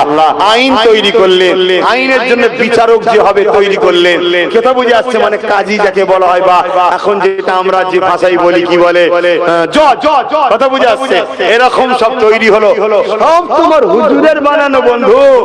১৫০০ বছর আগে এসব ছিল না, ইনসাফ ছিল না, ইনসানিয়াত ছিল না, চোর যার মুল্লুক তার। শুনছেন? এইসব ছিল, এইসব ছিল। আরে বিবাহ কথাটা পর্যন্ত ছিল না। আমি চ্যালেঞ্জ করে বলছি, আসুন না, চলো বসুন ইসলামের স্কলারদের সাথে, বসুন, আসুন দেখি বিবাহ কথাটা পর্যন্ত আমার রাসূল শিখিয়েছে। আগে কি ছিল? যে যাকে খুশি নিয়ে থাকতো। আর মাফ করবেন, অনেক মুরব্বীরাও রয়েছে, কিন্তু হাকিকতটা বোঝাবার জন্য বলছি। এবং কন্যা সন্তান হলে ওই নারী এবং কন্যা সন্তান উভয়কে হত্যা করতে, এই ছিল অসভ্য চরিত্র। আমার রাসূল এসব বন্ধ করে পৃথিবীর মানুষকে নিরাপদ দিয়েছে। আর এটাও শুনে রাখে, মুহাম্মদ রাসূল শুধু আব্বাস সিদ্দিকীর নয়, মুহাম্মদ রাসূল শুধু মুসলমানের নয়, মুহাম্মদ রাসূল হিন্দু, খ্রিস্টান, দলিত, আজমি, সাঁওতাল, বাগদি, সবার রাসূল তিনি। জোরে বলুন সুবহানাল্লাহ। সবার জন্য তিনি মানব প্রেমিক হয়ে এসেছেন, রাহমাতাল লিল আলামিন হয়ে এসেছে। জোরে বলুন সুবহানাল্লাহ। কেউ যদি তাকে না মানে, গালি দেয়, আর দেয়, সে তার নিজের ভালোবাসাকে নিজে আঘাত দিচ্ছে। কথা বুঝে আসছে? সেটা তার দুর্বল, তার শিক্ষার কম হতে পারে, তাকে কেউ ভুল বুঝাচ্ছে হতে পারে, কিন্তু মুহাম্মদ রাসূল সবার না হয় মক্কায় লড়াইটা শুরু করলো জালিমদের বিরুদ্ধে। কাদের জন্য? একটা কেউ আল্লাহ মানে না, তাদের জন্য রাসূল লড়াই করে। যারা নকল খোদা মানতো, লাত উজ্জা হুবলকে মানতো, তাদের জন্য রাসূল লড়াই করেছে। এবারে নবীর এই আখলাক, এই আদর্শ, এই চরিত্র দেখে সবাই দলে দলে বলেছে, মুহাম্মদ সাল্লাল্লাহু আলাইহি ওয়াসাল্লাম আপনি হলেন আমাদের লিডার, আপনি নেতা, আপনাকে আমরা মেনে নিলাম। জোরে বলুন সুবহানাল্লাহ। এমন কি মদিনার 70% ইহুদি, যে ইহুদিরা আজকে প্যালেস্টাইনের উপর আঘাত করছে, নিরীহ মুসলমান, তারা 70%, তারা সবাই বলল, মুহাম্মদ সাল্লাল্লাহু আলাইহি ওয়াসাল্লাম আপনার পলিসি, আপনার আখলাক, আপনার ব্যবহার আমরা দেখছি, উন্মুগ্ধ হয়েছি, আপনার প্রেমে পড়েছি, আপনি মতো মানুষ হতে পারে না, তাই আমরা আপনাকে নেতা, লিডার হিসাবে মদিনার রাষ্ট্রপ্রধানও বানিয়ে দিলাম। জোরে বলুন সুবহানাল্লাহ। আমরা আপনাকে মেনে নিলাম। আমার রাসূলকে তারা অ্যাকসেপ্ট করলেন। আমার নবী পলিসি শিখাচ্ছে। শুনছেন তো নাকি? এদিকে খবর চলে গেল আবু জেহেলের কাছে। শুনছেন? তারা এই শান্তি, নিরাপত্তা শহর মদিনা হয়েছে, মদিনা তারা অথচ সেই সময় পৃথিবীর বুকে মদিনা সবথেকে গরীব ছিল, বিমারের জায়গা। ইয়াসরিব মানে কি? বিমারের জায়গা, মৃত্যুর জায়গা, পিছিয়ে পড়া দেহাতি যাকে আমরা বলি, একদম আনকালচার, আলো নেই, শিক্ষা নেই, কোনো বিকাশ নেই, খুন খারাপি, মারপিট মিলে থাকতো। সেই মদিনা বিকাশ হচ্ছে, কারবার হচ্ছে, নবী শিখাচ্ছে শিখাচ্ছে, বিজনেস শিখাচ্ছে, কারবারে শিখাচ্ছে, বিদেশির সঙ্গে রপ্তা কিভাবে করতে হবে। রাসূলুল্লাহ চিঠি করছেন অন্য দেশের রাজার সাথে কিভাবে মদিনাকে ডেভেলপমেন্ট করা যায়। এই খবর আবু জেহেলের কাছে আসছে। শুনছেন তো নাকি? আবু জেহেলের মাথায় হাত। আরে মুহাম্মদ আমার যার আমি জানের দুশমন সাল্লাল্লাহু আলাইহি সাল্লাম, তাকে তেড়িয়ে দিলাম, তাকে মেরে দিতে চেয়েছিলাম, সে আজকে একটা দেশ তৈরি করেছে, উন্নতি করছে, একে কি করে রুকা যায়? হিংসা, হিংসা, হিংসা। আজকে মুসলমানদের চাকরি নেই, মুসলমানদের পদ নেই, পজিশন নেই, লিডার নেই, এমএলএ নেই, এমপি নেই, মন্ত্রী নেই, সিএম নেই, পিএম নেই, ডিএম নেই, সব আমরা।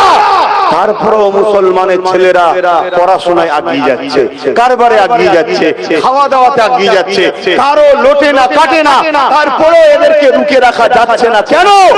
হিংসা এদেরকে মিটাতে হবে। তাই ওয়াকাফটাকে জোর করে লুটে নাও, এদের মসজিদ মাদ্রাসা সব লে নাও। শুনছেন তো নাকি?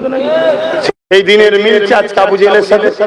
কথা বুঝতে না, ইতিহাস বলছি বা হয়তো এই ওয়াজ তোমাকে কেউ শোনাবে বলে আমার জানা নেই বা কথা বুঝে আসছে। আমি যখন আল্লাহ বলাচ্ছে শুনলাম, কাল আল্লাহ আমাকে নাও বলাতে পারে যে তোমার আর বলতে হবে। কথা বুঝে আসছে তো নাকি? আজ যখন বলাচ্ছে তো শুনলাম, ওই সময় আমার রাসূল পাক সাল্লাল্লাহু আলাইহি ওয়াসাল্লামের কানে খবর এলেন কি যে এইভাবে হামলা করতে আসছে তারা। আমার নবী পাক সাল্লাল্লাহু আলাইহি ওয়াসাল্লাম এমন করে একটা দূত পাঠালেন। দূত বোঝেন তো নাকি? পক্ষ থেকে একজনকে পাঠালেন, প্রতিনিধি পাঠালেন যে আবু জেহেলের কাছে বলো কি তোমরা মক্কা থেকে মুহাম্মদ সাল্লাল্লাহু আলাইহি ওয়াসাল্লামকে জুলুম করলে, তিনি তো মক্কা থেকে চলে এসেছে, তাহলে তোমরা আবার জোর করে মদিনার উপরে হামলা, মদিনার উপরে অত্যাচার করতে আসছো কেন? মদিনার মানুষ তোমাদের কি করেছে? তোমরা তোমাদের লিয়ে আছো, আমরা আমাদের লিয়ে আছি, তা কেন জুলুম করতে আসছো? আবু জেহেল বলে পাঠালো দূতের হাতে, কোনো কথা নয়, আমরা মদিনাকে পুরো ভূমি থেকে মিটিয়ে দেবো, মদিনার উপরে হামলা করব। শুনছেন তো নাকি? আজকে বলুন, দেশ ভাগ হয়েছে, অনেকে বলছে ধর্মের নামে ভাগ হয়েছে। আমি বুঝি নেতাদের নেতৃত্ব ফলাবার জন্য দেশ ভাগ হয়েছে। এটা আমার একজন নাগরিক হিসাবে এটা আমার কনসেপ্ট এবং ইতিহাস এটাই বলছে। কি এ বলছে আমি নেতা হব, ও বলছে আমি নেতা হব, এ বলছে আমি দাদা হব, ও বলছে আমি দাদা হব, এ বলছে আমি বড় নেতা, ও বলছে আমি বড় নেতা। এই জন্য কি হলো, নিজেরা ভাগ বাটরা করে নিয়েছে। কথা মাথায় শুনছেন না শোনেন না? তাহলে আমরা দেশবাসী, আমাদের কি দোষ? তুমি এখান থেকে কাঁটা তার মেরে দিলে, এখান থেকে দিয়াল তুলে দিলে, কারো মামার বাড়ি এদিকে রয়ে গেল, কারো নানার বাড়ি ওই দিকে রয়ে গেল, কারো ভাইয়ের বাড়ি এখানে, বোনের বাড়ি ওখানে। কথা বুঝে আসছে না? এ তো সব তোমরা মাথা গুণ করেছো। এখানে আজকে আমাদেরকে ভোগ করতে হবে কেন? এই যে বাংলাদেশের সাথে ভারতবর্ষে কিভাবে ভাগ হয়েছে বলুন না? কত বাংলাদেশের হিন্দু ভাইদের এখানে বাড়ি আছে, কত এখানকার কি বলে মুসলমানদের ওখানে বাড়ি আছে, তাদের আত্মীয় পড়ে গেছে। এরকম ভাগ হয়েছে না? এগুলো সব নেতারা করেছে। তো নিরীহ মানুষের কি অবদান আছে? নিরীহ মানুষের কি সমস্যা আছে? অলরেডি যেমন আমার ভারত পশ্চিম বাংলা ভাগ হয়ে গেছে, জানেন তো নাকি? পশ্চিমবাংলা ভাগ হচ্ছে জানেন? আপনাদের যে খবরও নেই। হ্যাঁ, পশ্চিমবাংলা আর একবার ভাগ হয়েছে, হয়ে গেছে, ওটা পাস করে হয়ে গেছে।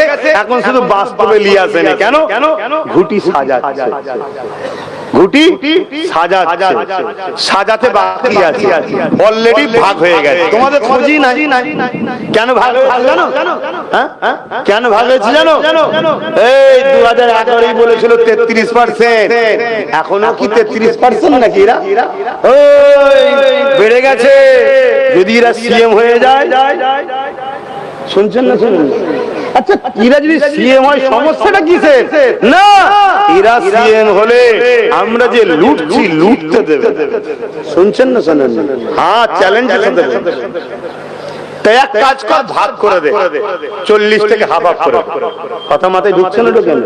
হ্যাঁ, হয়ে গেছে। লাও না। আব্বাস সিদ্দিকী তো গাল খাবারই জিনিস। সেদিন এক দলের কাছে গাল খেয়েছিলাম, এখন আরেক দলের কাছে খাবো। কি হয়েছে? আল্লাহ তো দেখছেন, বিচার তিনি করবেন। তো যাই হোক, তো এই যে ভাগ, এগুলো নেতাদের কাজ, নেতারা করেছে, তাদের দোষ। কথা মাথায় ঢুকছে? তারা ভুল করেছে। এখানে না আমার ভারতীয় কোন ধর্মের মানুষের দোষ নাই। তো যাই হোক, আমি যে কথা বলতে যাচ্ছিলাম, ফিরে আসছি সেই কথাতে। কি আমার রাসূল পাক বললেন, তোমরা তোমাদের নিয়ে থাকো। তারা বলল, না, মদিনাকে আমরা শেষ করে দেবো। এই কথা বলতে গিয়ে বললাম, ধরুন ভাগ হয়ে গেছে, ভাগ হয়ে যাওয়ার পর পাকিস্তানে চলে গেছে, আমরা আমাদের আছি। এখন পাকিস্তান যদি বারবার আগ বেরিয়ে আমার দেশের উপরে জুলুম করে, অত্যাচার করে, বা এটা কি ঠিক হবে? আর কথা বলছো না, ঠিক হবে কি? কেন ভাগাভাগি হয়ে গেছে, ভুল ঠিক পরের কথা। তোরা তোদের আছিস, আমরা আমাদের আছি। আমরা আমাদের দেশে রুজি রুটি আবহাওয়া নিয়ে দেশবাসী, চাকরি বাকরি কল কারখানা আমরা আমাদের নিয়ে আছি। তোরা বারবার হামলা করবি কেন? বারবার যদি হামলা করে, একবার ভালো তারে ধুলাইয়ের দরকার আছে না নাই? জোরে বলেন, আছে না নাই? আপনার কাছে মুসলমান আগে না ইনসাফ আগে? আপনার কাছে মুসলমান আগে না সত্য আগে? আপনার কাছে ভাই আগে না সত্য আগে? সত্য ভাই কুরবানি করা যাবে, সত্য কুরবানি করা যাবে না। ভাই কুরবানি করা যাবে, ইনসাফ কুরবানি করা যাবে না। ভাই কুরবানি করা যাবে, ইনসানিয়াতকে কুরবানি করা যায় না। সত্যি যখন একটা কাঁটা তার হয়ে গেছে, তুই তোললে থাকবে, যা আমি আমার লে থাকবো, তুই বারবার ডিস্টার্ব করবি কেন? কিন্তু দুঃখের বিষয়, বারবার তেড়ে ঘুরে ওঠে। আমরা প্রায় দেখেছি বাপ ফিরে ফিরে উঠে। আজকের কথা বলছি, কি খবর, কি খবর? এই নিয়েছে, এই নিয়েছে, এই মেরে ফেলবে, এই মেরে ফেলবে। ও বাবা, আবার দেখি বিয়ের দাওয়াত খেতে চলে গেছে পাকিস্তানে। শুনছেন না শোনেন? আমি তখন বুঝেছি এই ঝামেলা জীবনে মিটবে না, এসব সেটিং এর কারবার। যখন আমার দেশে ভোট থাকবে, তোদেরকে আমরা যে মারবো ওইটা দেখাবি, আমি এলেই ইন্ডিয়াকে শেষ করে দেবো। আর তখন আমার থাকবে, তোরাও বলবি, আমি বলবো আমি এলে ওকে শেষ করে দেবো। নাই, যে আমাদের এত ক্ষতি করছে তার বাড়ি বিরিয়ানি খেতে যাস কেন? কথা ভুল বলছো। আর শুকনো ঝামেলায় সব বেটাকে ছেড়ে দিয়ে ইসলামকে গাল দে, মোল্লাদের গাল দে। সব বেটাকে ছেড়ে দিয়ে ইসলামকে গাল দে, মুসলমানকে গাল দে, ইসলামকে গাল দে, মুসলমানকে গাল দে। আর এর জন্য সবথেকে বড় যদি আসামি হয় মুসলমান উলামাগুলো, আমরা দোষী। সবথেকে বড় কালপিট বদমাইশ এই মুসলিম উলামাদের মধ্যে থেকে তারা, যারা বলে রাজনীতি করব না আর নেতাদের পয়সা ঝেড়ে খায়। এই সকল হারামখোরগুলো আমাদের শেষ করেছে। এই শয়তানগুলোকে ধরতে হবে আমাদের। কেন আমাদেরকে সবাই মিলে লাথি মারে জানেন? যেখানে যা হয় সবাই মিলে আমাদের পেটে। কেন? একটাই কারণে আমরা মার খাই, আমাদের কোন রাজনীতির পাওয়ার নেই, অর্থাৎ রাজনীতির দিক দিয়ে আমাদের আব্বাজান কেউ নেই। শুনছেন না? এখনো এদের হুঁশ ফিরেছে? এখনো হুঁশ ফেরেনি, এখনো ফেরেনি। এত কিছু হবার পরও এরা এখনো কেউ বলছে যে আমাদের ওয়াকাফ চলে গেল। ওয়াকাফের বিল যারা করেছে তারা রাজশক্তির লোকেরা করেছে, ঠিক না বেটি? ওয়াকাফ আইন কারা করেছে? এই হিন্দুরা করেছে, খ্রিস্টানরা করেছে, আদিবাসী সাঁওতাল বাগদিরা করেছে না? যাদের হাতে রাজ পাওয়ার তারা করেছে। এখনো কেউ বলছে যে না, যা ভুল হয়েছে হয়েছে, সময়ের সাথে সাথে সব রকম পরিকল্পনা চেঞ্জ করতে হয়, তবে হারাম কাজ করতে নয়। অতএব চলে আসো, এখন আমাদেরকে রাজনীতির কম্পিটিশনে আসতে হবে। আমরা কোনো সেকুলার দল বুঝি না, আমরা একটাই বুঝি, আমাদেরকে যে ভাগিদারি দেবে তাদের সাথে আমরা 40% থাকবো। ঠিক না বেটি? এইটা দরকার আছে না? তো সমস্ত উলামাদের আগানো দরকার আছে না? নাই? উলামারা নেতা হও, দাঁড়াও না, নেতা হও, এমএলএ হও, এমপি হও, সবাই মিলে করো, যে তোমাকে 40% ভাগ দেবে। অর্থাৎ কম বেশি 300 সিট আছে, 294, তার মানে 3 4 12, 110টা রাউন্ড ফিগারে যে তোমায় দেবে, তার সাথে তুমি টাচ হয়ে যাও, একসাথে দল করো, করে সেও জিতবে, তুমিও জিতবে। এভাবে পুরো দেশে যত সেকুলার দল আছে সবার সঙ্গে সাথ মিলাতে একদিন তুমি সংখ্যা গরিষ্ঠ হবে বিধান লোকসভাতে। সেদিন আবার তুমিও বিল তৈরি করে নেবে, আমার জিনিস ফিরিয়ে দেয়। শুনছেন না শোনেন না? এবং ওই জিনিসের উপরে যে যা কোম্পানি, ফ্যাক্টরি, বাড়ি টাড়ি যা করবে তাতে বিল লিখা থাকবে। এগুলো হচ্ছে ক্ষতিপূরণ হিসাবে সব লিয়া হচ্ছে, সব হয়ে যাবে। কথা মাথায় ঢুকছে না? এটা কেউ বলবে না, এটা কেউ বলবে না। বলছে কেউ এজন্য বাপ এদের শুনে আমার মতের মিল খাই না। আমি 10 বছর ধরে চিল্লাচ্ছি ওয়াকফ বাঁচা, ওয়াকফ বাঁচা, ওয়াকফ বাঁচা, উপরন্তু আমার নামে মিথ্যা মিথ্যা করে সোশ্যাল মিডিয়ায় প্রচার করছে, মিথ্যা মিথ্যা প্রচার করছে। আরেকটা কথা এখানে বলে যায়, একটা অ্যাপ বের হচ্ছে, আপনারা খবর পেয়েছেন হয়তো, কি এবি অ্যাপ নাকি এটা অ্যাপ বলে, এআই অ্যাপ, এআই অ্যাপ একটা বেরিয়েছে, খুব খতরনাক ব্যাপার। আগামী দিন পুরো পৃথিবীর কন্ট্রোলে চলে যাবে। যার খুশি মুখে যা রকম খুশি ভাষা যা খুশি বার করবে। তাই আমার নম্বর প্রত্যেকের কাছে আছে, আমার বিষয়ে কেউ কিছু বললে আগে তুমি আমাকে ডাইরেক্ট জিজ্ঞেস করবে। যদি জিজ্ঞেস করার পরে মনে হয় আমি আসামি, তুমি আমাকে যা শাস্তি দেবে, যা বলবে আমি মেনে নেবো। কিন্তু আমি আসামি নয়, তুমি আমাকে কাঠগড়ায় তুলছো, আমার নামে মিথ্যা কথা বলছো। আরে আমি কোথায় যাব না যাব এটা কি আমার ব্যক্তি স্বাধীনতা নেই? কিন্তু কেউ যদি যায়, আমি তো কাউকে বারণ করিনি, কিন্তু আমার নামে মিথ্যা মিথ্যা প্রচার হয়েছে না হয় না? খুব সাবধান হন বাপজানেরা, খুব সাবধান হন। আন্দোলন করতে হবে, লড়াই করতে হবে, সংগঠন করতে হবে, ইউনিট করতে হবে, রাজ ক্ষমতা তৈরি করতে হবে, কিন্তু বাপ গাদ্দারের সাথে নয়, মুনাফিকের সাথে নয়। তুমি আমায় বললে যে আমায় সাপোর্ট করো, বিজেপিকে রুখবো আমি, রাজ্য বলেছে না বলেন? আজকে যখন সেই বিজেপি একটা কালা কানুন বার করেছে, তোমাকে যখন আমি আন্দোলন করছি, তুমি আমায় কি বলছো? দিল্লি চল যাও। এটা কি ধোঁকা নয়? এটা কি প্রতারণা নয়? এটা কি আমার সঙ্গে ধোঁকা না আমার মসজিদের সঙ্গেও ধোঁকা? আমার কবরস্থান, আমার মাদ্রাসার সঙ্গে রাজ্য সরকার ধোঁকা দিল না? এর বিরুদ্ধে উলামাদের কোনো বক্তব্য আছে? তাহলে এরা কারা? এই রকম যদি দুগলা মার্কা মুল্লা মৌলভী সাহেব সমাজের মুসলমানদের মাথায় থাকে, এই মুসলমান ধ্বংস হবে না তো কারা ধ্বংস হবে? আমাদেরকে তো আমাদেরই লোকেরা ধ্বংস করে দিচ্ছে। খুব সাবধান হন, বুঝার যদি হন বুঝলেন, না বুঝার হন আমার কিছু করার নেই। আল্লাহ আমাকে দায়িত্ব দিয়েছে, যাও আমার বান্দাকে বলো, বান্দিকে বলো আমি বলতে এসেছি। আপনি নেবেন, আপনি কামিয়াব হবেন, না নেবেন সেটা আপনি আর আল্লাহ বুঝবেন। কথা বুঝে আসছে? আল্লাহ আপনার থেকে বুঝে নেবেন, আল্লাহ আপনার থেকে বুঝে নেবেন। আমার কথাই কষ্ট পেয়েছে? আমার নবী পাক সাল্লাল্লাহু আলাইহি ওয়াসাল্লাম এভাবে যখন দুধ পাঠালো, শুনলো না, আমার নবী সাহাবাদেরকে বললেন, বাবা মদিনায় ওদেরকে আসতে দেওয়া যাবে না, মদিনা যদি ওরা ঢুকে পড়ে তাহলে ওরা এত জালিম, শুনছেন তো, বাচ্চা ছেলে পুলে কিছু মানবে না, সবাইকে কতল করবে, যেমন মঙ্গলরা করেছিল, জানেন তো নাকি? সবাইকে কতল করবে, জীব জন্তু পশু পাখি সব পুড়িয়ে দেবে, মেরে দেবে। অতএব বাপ চলো আমরা আগিয়ে যাই, যে আমি মুহাম্মদ সাল্লাল্লাহু আলাইহি ওয়াসাল্লাম, আমি কমসে কম একটু আবু জেহেলকে বলে দেখি কি হয়। খুব ভালো করে শুনবেন, ইতিহাসটা এভাবে কিন্তু লোককে শোনানো হয় না, ইতিহাস শোনানো হয় অন্যভাবে। একটা পরিকল্পনা ইসলামের নামে ভুল মেসেজ ছড়ানো। কোন দিক দিয়ে আপনি লড়বেন বলেন না।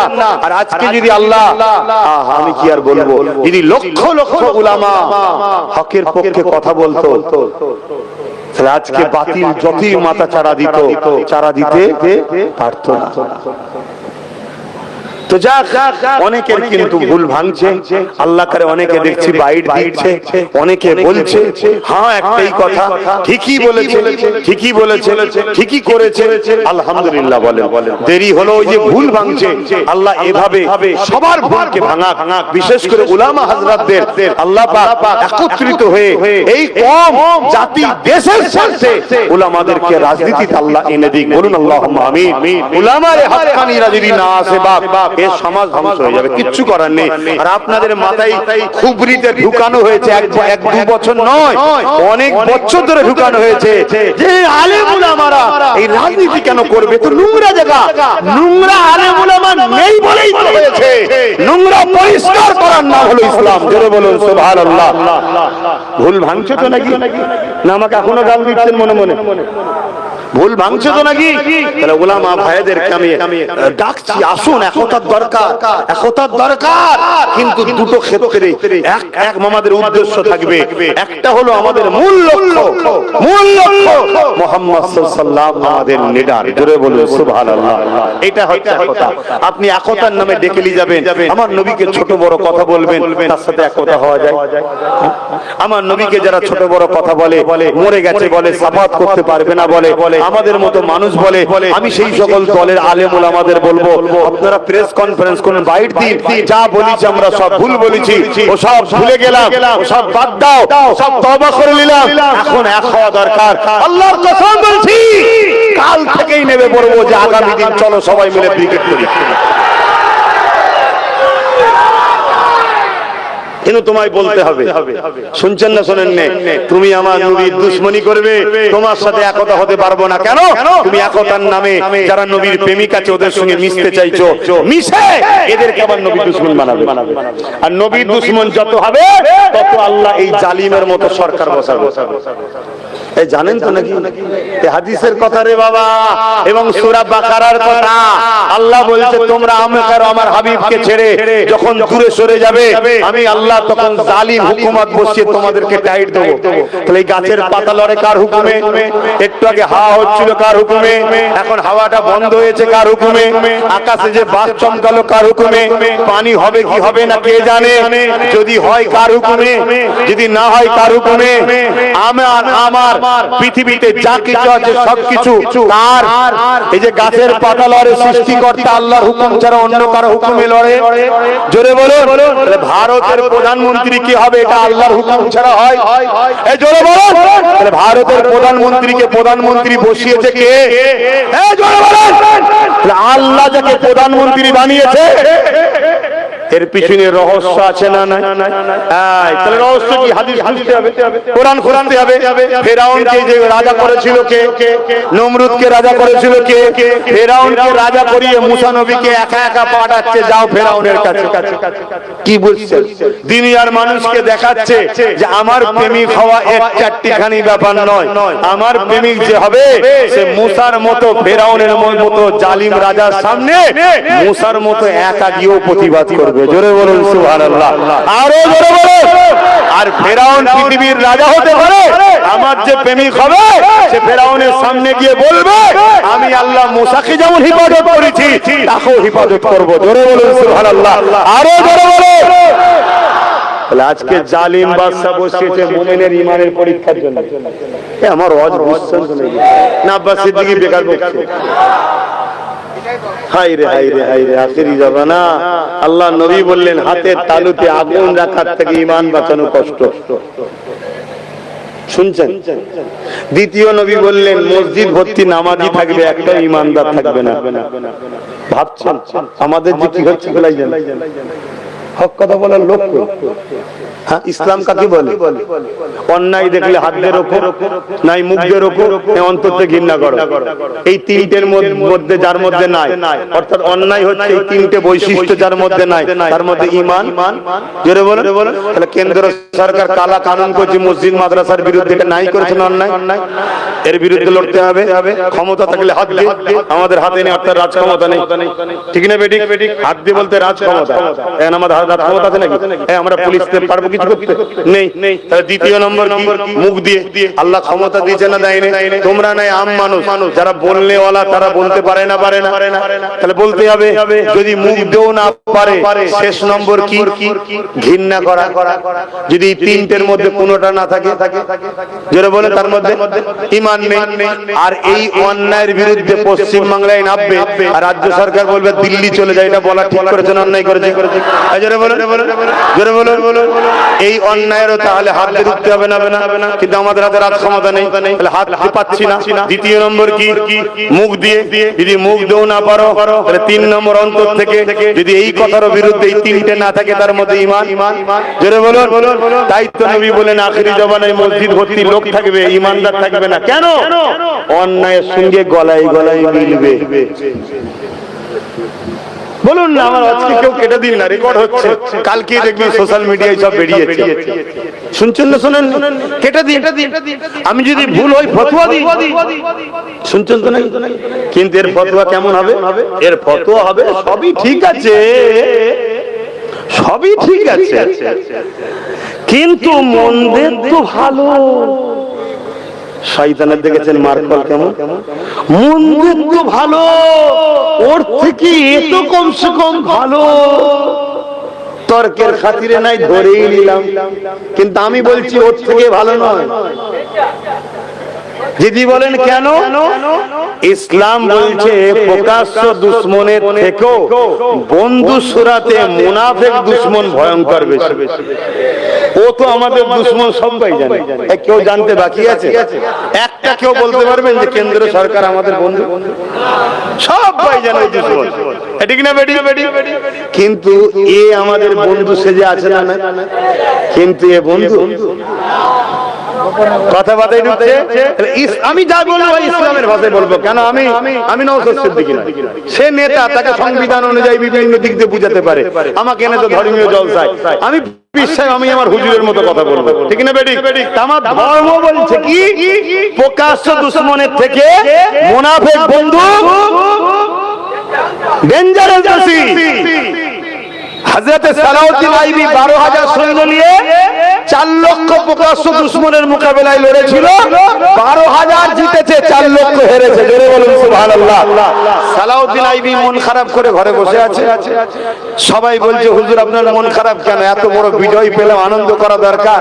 সালাউদ্দিন আইবি বলল, রে 4 লাখ কেন, 40 লক্ষ যদি প্রকাশ্য দুশমন থাকে, তারও মোকাবেলা করে কৌশল অবলম্বন করে বুদ্ধি খাটিয়ে প্ল্যান তৈরি করে জিতা সম্ভব। জোরে বলুন সুবহানাল্লাহ। কিন্তু দেখবে ভাই, সাইড দেবে, কিন্তু শুনছেন তো নাকি? কিন্তু আমাদের মধ্যে কিছু গাদ্দার আছে। কে বলছে? সালাউদ্দিন আইবি আজ থেকে 700-800 বছর আগের কথা বলছে। আমাদের মধ্যে কিছু গাদ্দার আছে, এই গাদ্দার গুলোকে যদি আমি ঠিকানা না লাগাতে পারি, তাহলে কম খুব শিগগিরই ধ্বংস হবে। তো হুজুর কি করলেন? বাদশা তিনি, মিশরের রাজা, তখন কি করলেন? একটা গোয়েন্দা টিম তৈরি করলেন। গোয়েন্দা টিম, শোনো যুবকরা মন দিয়ে, আমাকে অনেকে ক্রিটিসাইজ করে, আব্বাস সিদ্দিকী জলসাই সব দাড়ি চাচা, প্যান্ট শার্ট পরা, গুটকা খাওয়া, বলে না? আমিও জানি, যাক আলহামদুলিল্লাহ। খারাপ গুণ কি তো ভালো করতে হবে রে বাবা। এক, দ্বিতীয় নম্বর, এরা পান খেতে পারে, গুটকা খেতে পারে, প্যান্ট শার্ট পরতে পারে, দাড়ি চাটতে পারে, এরা ধর্মের গাদ্দার নয়। কিনা কথা শুনছেন না শোনেন না? গাদ্দারের সাথে থাকা যাবে না, প্রকাশ্য বদমাইশের সাথে থাকা যাবে, ওকে বোঝানো যাবে এই বদমাইশি করিসনি। আর সামনে সুফি সাহেব আল্লাহর ওলি, ভেতরে ভেতরে শয়তানি, ওর সাথে থাকলে বিপদের শেষ নেই। আমার কথা কি কষ্ট হচ্ছে না? না, দাওয়াত দিয়ে নিয়ে স্যার আপনাদেরকে কষ্ট দেবে এটা আমি চাই না, একটু বলবেন। তবে তেল মাখাতেও তো পারিনি, কি করি বলেন না? মাঝে মাঝে তাহলে পার্লারে যে মেসেজ করা শিখতে হবে। আব্বাজান দোয়া করছেন তো? ঠিক বলছি তো আমি? ছেলেগুলোকে বুঝাতে হবে। তো ওই সময়তে সালাউদ্দিন আইবি একটা গোয়েন্দা টিম তৈরি করলেন, শুনছেন? আবহাওয়া কেটে গেলে আবার সব অন্য আরো আলোচনা আছে, সব হবে, চিন্তা করছেন কেন? ওই সময় দেখে গুগল করছে, তাড়াতাড়ি বলে দিই। সালাউদ্দিন আইবি হুজুর ওই গোয়েন্দা টিম তৈরি করে ওই আইবি সিবিআই গোয়েন্দা গুলো থেকে পাঠালো কোথায়? মসজিদে, মাদ্রাসায়, খানকায়, মক্তবে, আলেমের কাছে, মুফতির কাছে, বক্তার কাছে। শুনছেন নাকি? কেন ভাই? কেন ভাবতে হবে না? এভাবে ওই গোয়েন্দা 3,000 মুনাফিক ধরেছে, যাদের মধ্যে কেউ ইহুদি ছিল, কেউ খ্রিস্টান ছিল, কেউ নাস্তিক ছিল।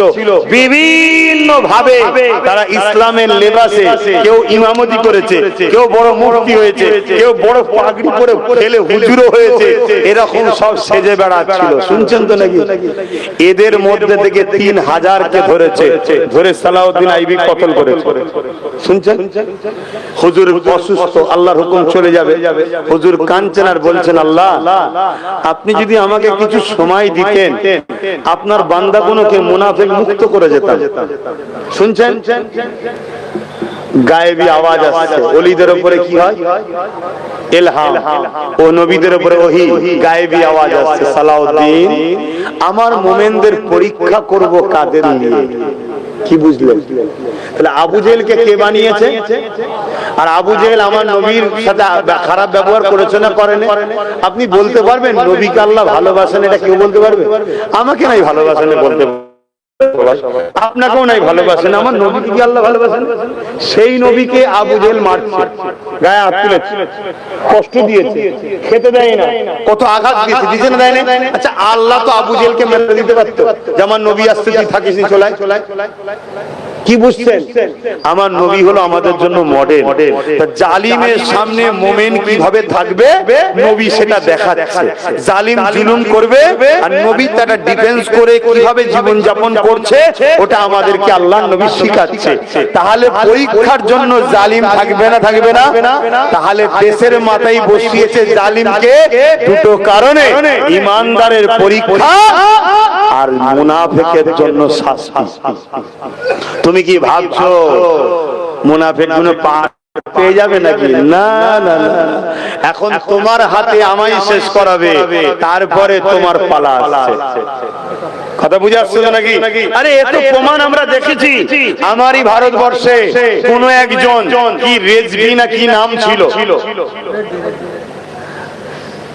কোন একজন কেউ সুপ্রিম কোর্টে কেস করেছিল 26টা কোরআনের আয়াত নাকি ভুল।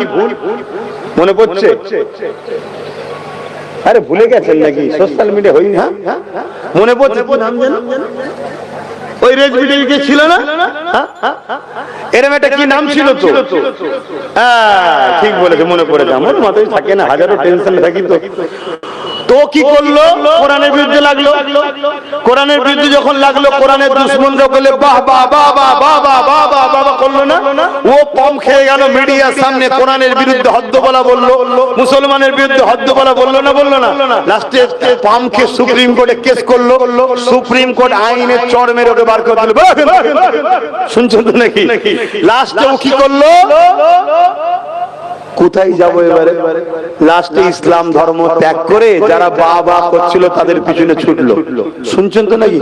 তাদের সাথে কিছুদিন থাকলো, তারা একে নিয়ে কিছুদিন অ্যাড দেখালো দুনিয়ায়, দেখো দেখো ইসলাম ছেড়ে চলে এসেছে, দেখো দেখো ইসলাম ছেড়ে চলে এসেছে।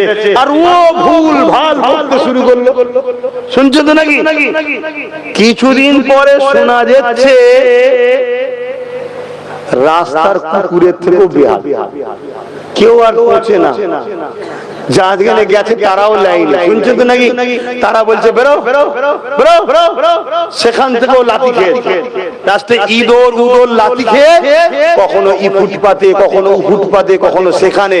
লাস্টে বলছে আমাকে আত্মহত্যা করতে হবে।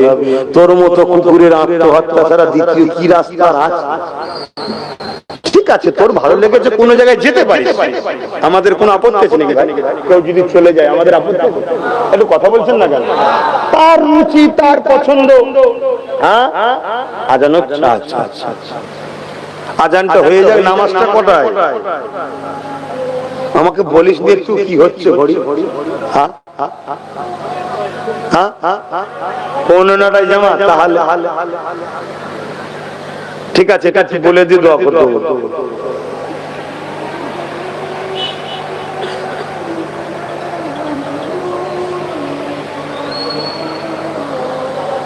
আচ্ছা আচ্ছা,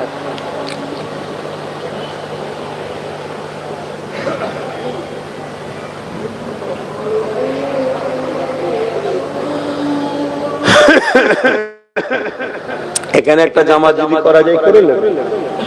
ভাইও এসে গেছে, মসজিদে যেমন জামাত হয় হবে, এখানে একটা করে নেবে, তাহলে লোকগুলো এখানেই রয়ে গেল, নামাজের পর উঠে পড়বে, আবার ভাইও চলে এসছে, উঠে যাবে।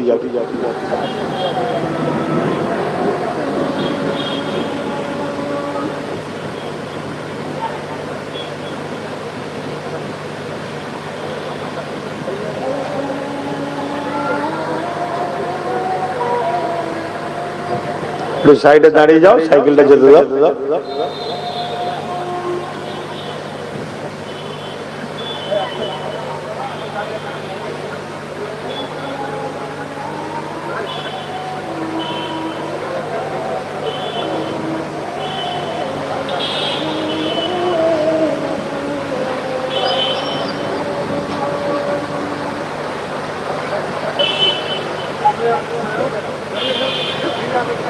হয়ে গেছে জান? আল আল আল আল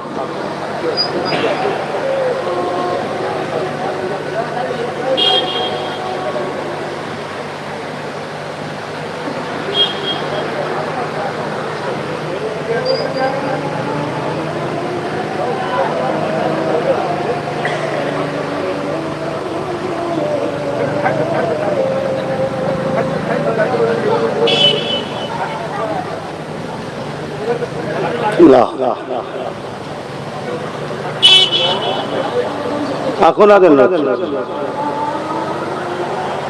তুই বলছিস হয়ে গেছে, আমি তো পাখার আওয়াজ শুনতে পাচ্ছি না।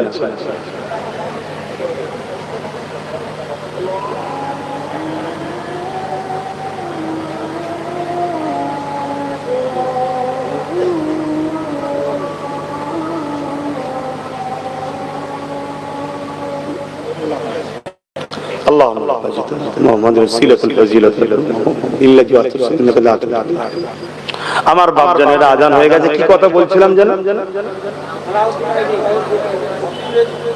হ্যাঁ, এই যে তাহলে কি হলো, প্রথম ইসলামকে বলে কিছু লোককে খুশি করে ভালো টাকা ইনকাম করে লাস্টে ওই গেল, লাস্টে ওইখানেও কিছু হলো না। আজকে সব মুনাফিক মুসলমান গুলো আছে, এরা ভাবছে তো আমাদের খুব বাহবা হচ্ছে। না না, প্রথম তোদেরকে দিয়ে আমরা ভালো যারা আছে আমাদেরকে শেষ করবে, কথা বুঝা আসছে? তারপরে কি বলছে কি, যখন কাজ মিটে যাবে তখন তাদের পালা আসবে। অতএব সময় থাকতে থাকতে কারো বিরুদ্ধে নয়, কারো ক্ষতি করে নয়, মানুষ জাতির জন্য, সমাজের শান্তির জন্য আমাদেরকে পার্টিসিপেট, পার্টনারে, ভাগীদারিতে রাজশক্তির দরকার আছে না? না, আমি আব্বাস সিদ্দিকী নেতা হয়নি, দাঁড়াইনি, আলাদা কথা, কিন্তু আমার ভাই দাঁড়িয়েছে, তাকে সম্পূর্ণ সাপোর্ট করি। আরো যদি কেউ ভালো ভালো লোক দাঁড়ায় তাকে সম্পূর্ণ সাপোর্ট করা দরকার আছে না? হ্যাঁ, আসুন আমরা সংগঠিত হই, ঐক্য হই। হ্যাঁ, আর যার সমস্ত উলামারা বলছেন এক হওয়া দরকার, সব ভুলে যাও, ফুরফুরাওয়ালা, অমুকওয়ালা, তমুকওয়ালা, এইওয়ালা, সেইওয়ালা সব ভুলে যাও।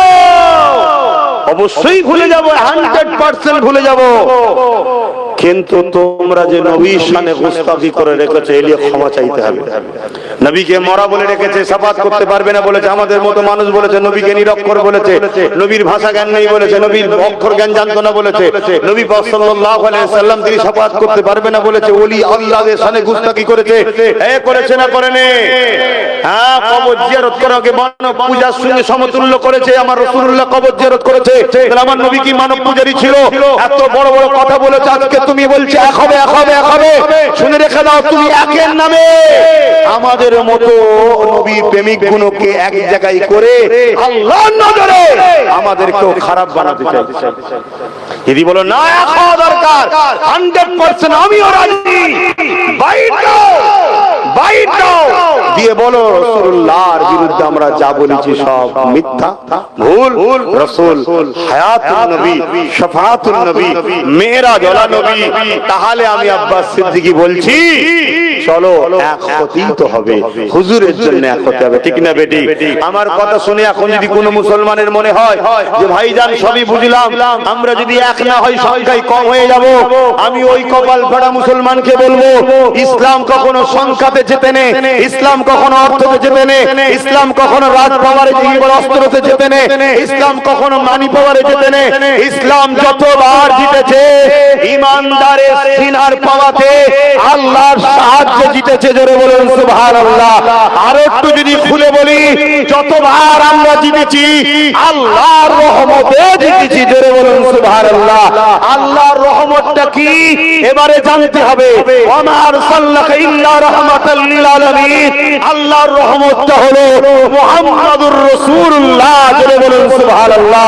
তাহলে ইসলামে যতবার আমরা জিতেছি মুহাম্মদ রাসূল সিনায় ছিল, তাই জিতেছি। জোরে বলুন সুবহানাল্লাহ। যাদের দিলে নবী নেই আর তাদের সঙ্গে থেকে যারা আমাদেরকে মারতে চাইছে, এরাও জানে, এরাও জানে পারমাণবিক শক্তি আছে তো কি হয়েছে, সিনা থেকে যদি মোহাম্মদ রসুল বার করা না যায়, পরমাণু বোমও ফেল হয়ে যাবে, ফাটবে না। জোরে বলুন সুবহানাল্লাহ। তার প্রমাণ দেখুন না বাগদাদের জমিনে 850 বছর আগে চলে গেছে, সুলতানে বাগদাদ 850 বছর চলে গেছে। হাজার হাজার আমেরিকা মিসাইল ফেটেছে, একটাও ফাটেনি। কেন ফাটবে? হতে পারে 850 বছর আগে চলে গেছে, কিন্তু এই জমিনে সুলতানে বাগদাদ নবীর গোলাম এখনো রয়েছে। জোরে বলুন সুবহানাল্লাহ। তাই বাপ মাথায় রেখে দিও, এক হওয়া দরকার। ওই কোহে আল্লাহর কোরআন থাকতে বলেছে, ওই কোহে আমার রাসূল থাকতে বলেছে, কিন্তু লক্ষ্য পয়েন্ট হবে মুহাম্মাদুর রাসূলের গোলাম আমরা। কথা মাথায় ঢুকেছে? আর মুহাম্মাদের রাসূলের গোলাম কখনো মাদ্রাসার দুশমনের দালালি করবে না। আপনারা জানেন রাজ্যে মাদ্রাসা থেকে কোরআন তুলে দেওয়া হয়েছে। আপনারা জানেন মাদ্রাসার শিক্ষকগুলো বন্ধ করে দেওয়া হচ্ছে। আপনারা জানেন বিজেপি কেন্দ্র সরকার যে আইন বার করছে, ওই আইনের মধ্যে লিখেছে অমুসলিমদের ঢুকাতে হবে। জানতেন নাকি? সে আইন সুপ্রিম কোর্টে এখন বন্ধ হয়ে আছে, ঠিক তো? কিন্তু রাজ্য সরকার অলরেডি দুটো অমুসলিমকে ঢুকিয়ে দিয়েছে। আপনারা জানেন? তা জানবেন কেন? কেন আমাদের মতো মোল্লারা তো রাজ্যের বিষয়ে বলে না। আমি তো ভাড়া পাই, শুনছেন তো নাকি? সময় এসেছে ইমানদার লিডার ধরো, ইমানদারের পাশে দাঁড়াও। আমি একজন ধর্ম প্রচারক হিসাবে আমার নবীর উম্মতদের বলে যায়, বলার অধিকার আছে না নাই? নবী বলেছে কোরআন ধরো।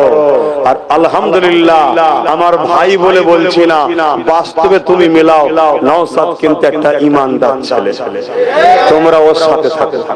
একজন ধর্মগুরু হিসাবে, ইসলামের প্রচারক হিসাবে আপনাদের বলতে পারি না? কারণ আগামী দিন আরো বড় লড়াই হবে। কেউ সুপ্রিম কোর্টে যায়নি, ও গেছে। কথা মাথায় ঢুকছে না? ঢোকে না? অতএব সেই জায়গাটা আপনাদের মাথায় রাখতে হবে। আসুন একটু দাঁড়িয়ে যাই। হে নবী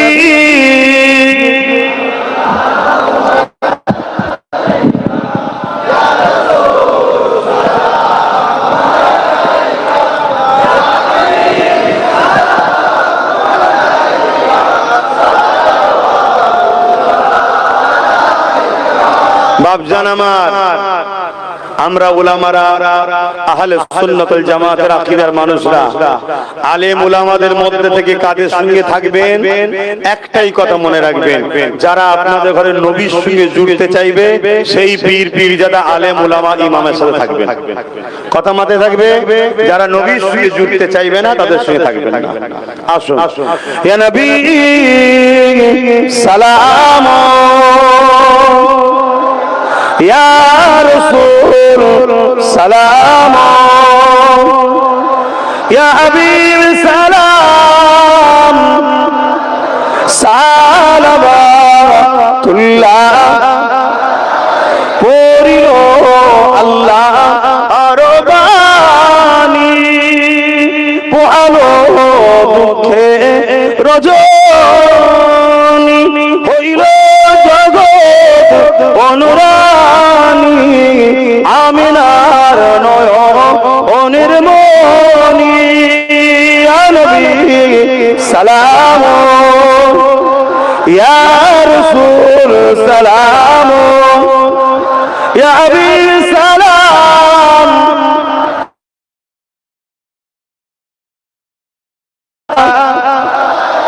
সকলে গায়ে গায়ে বসেন, টক করে বসেন, ছোট করে দোয়া করবো।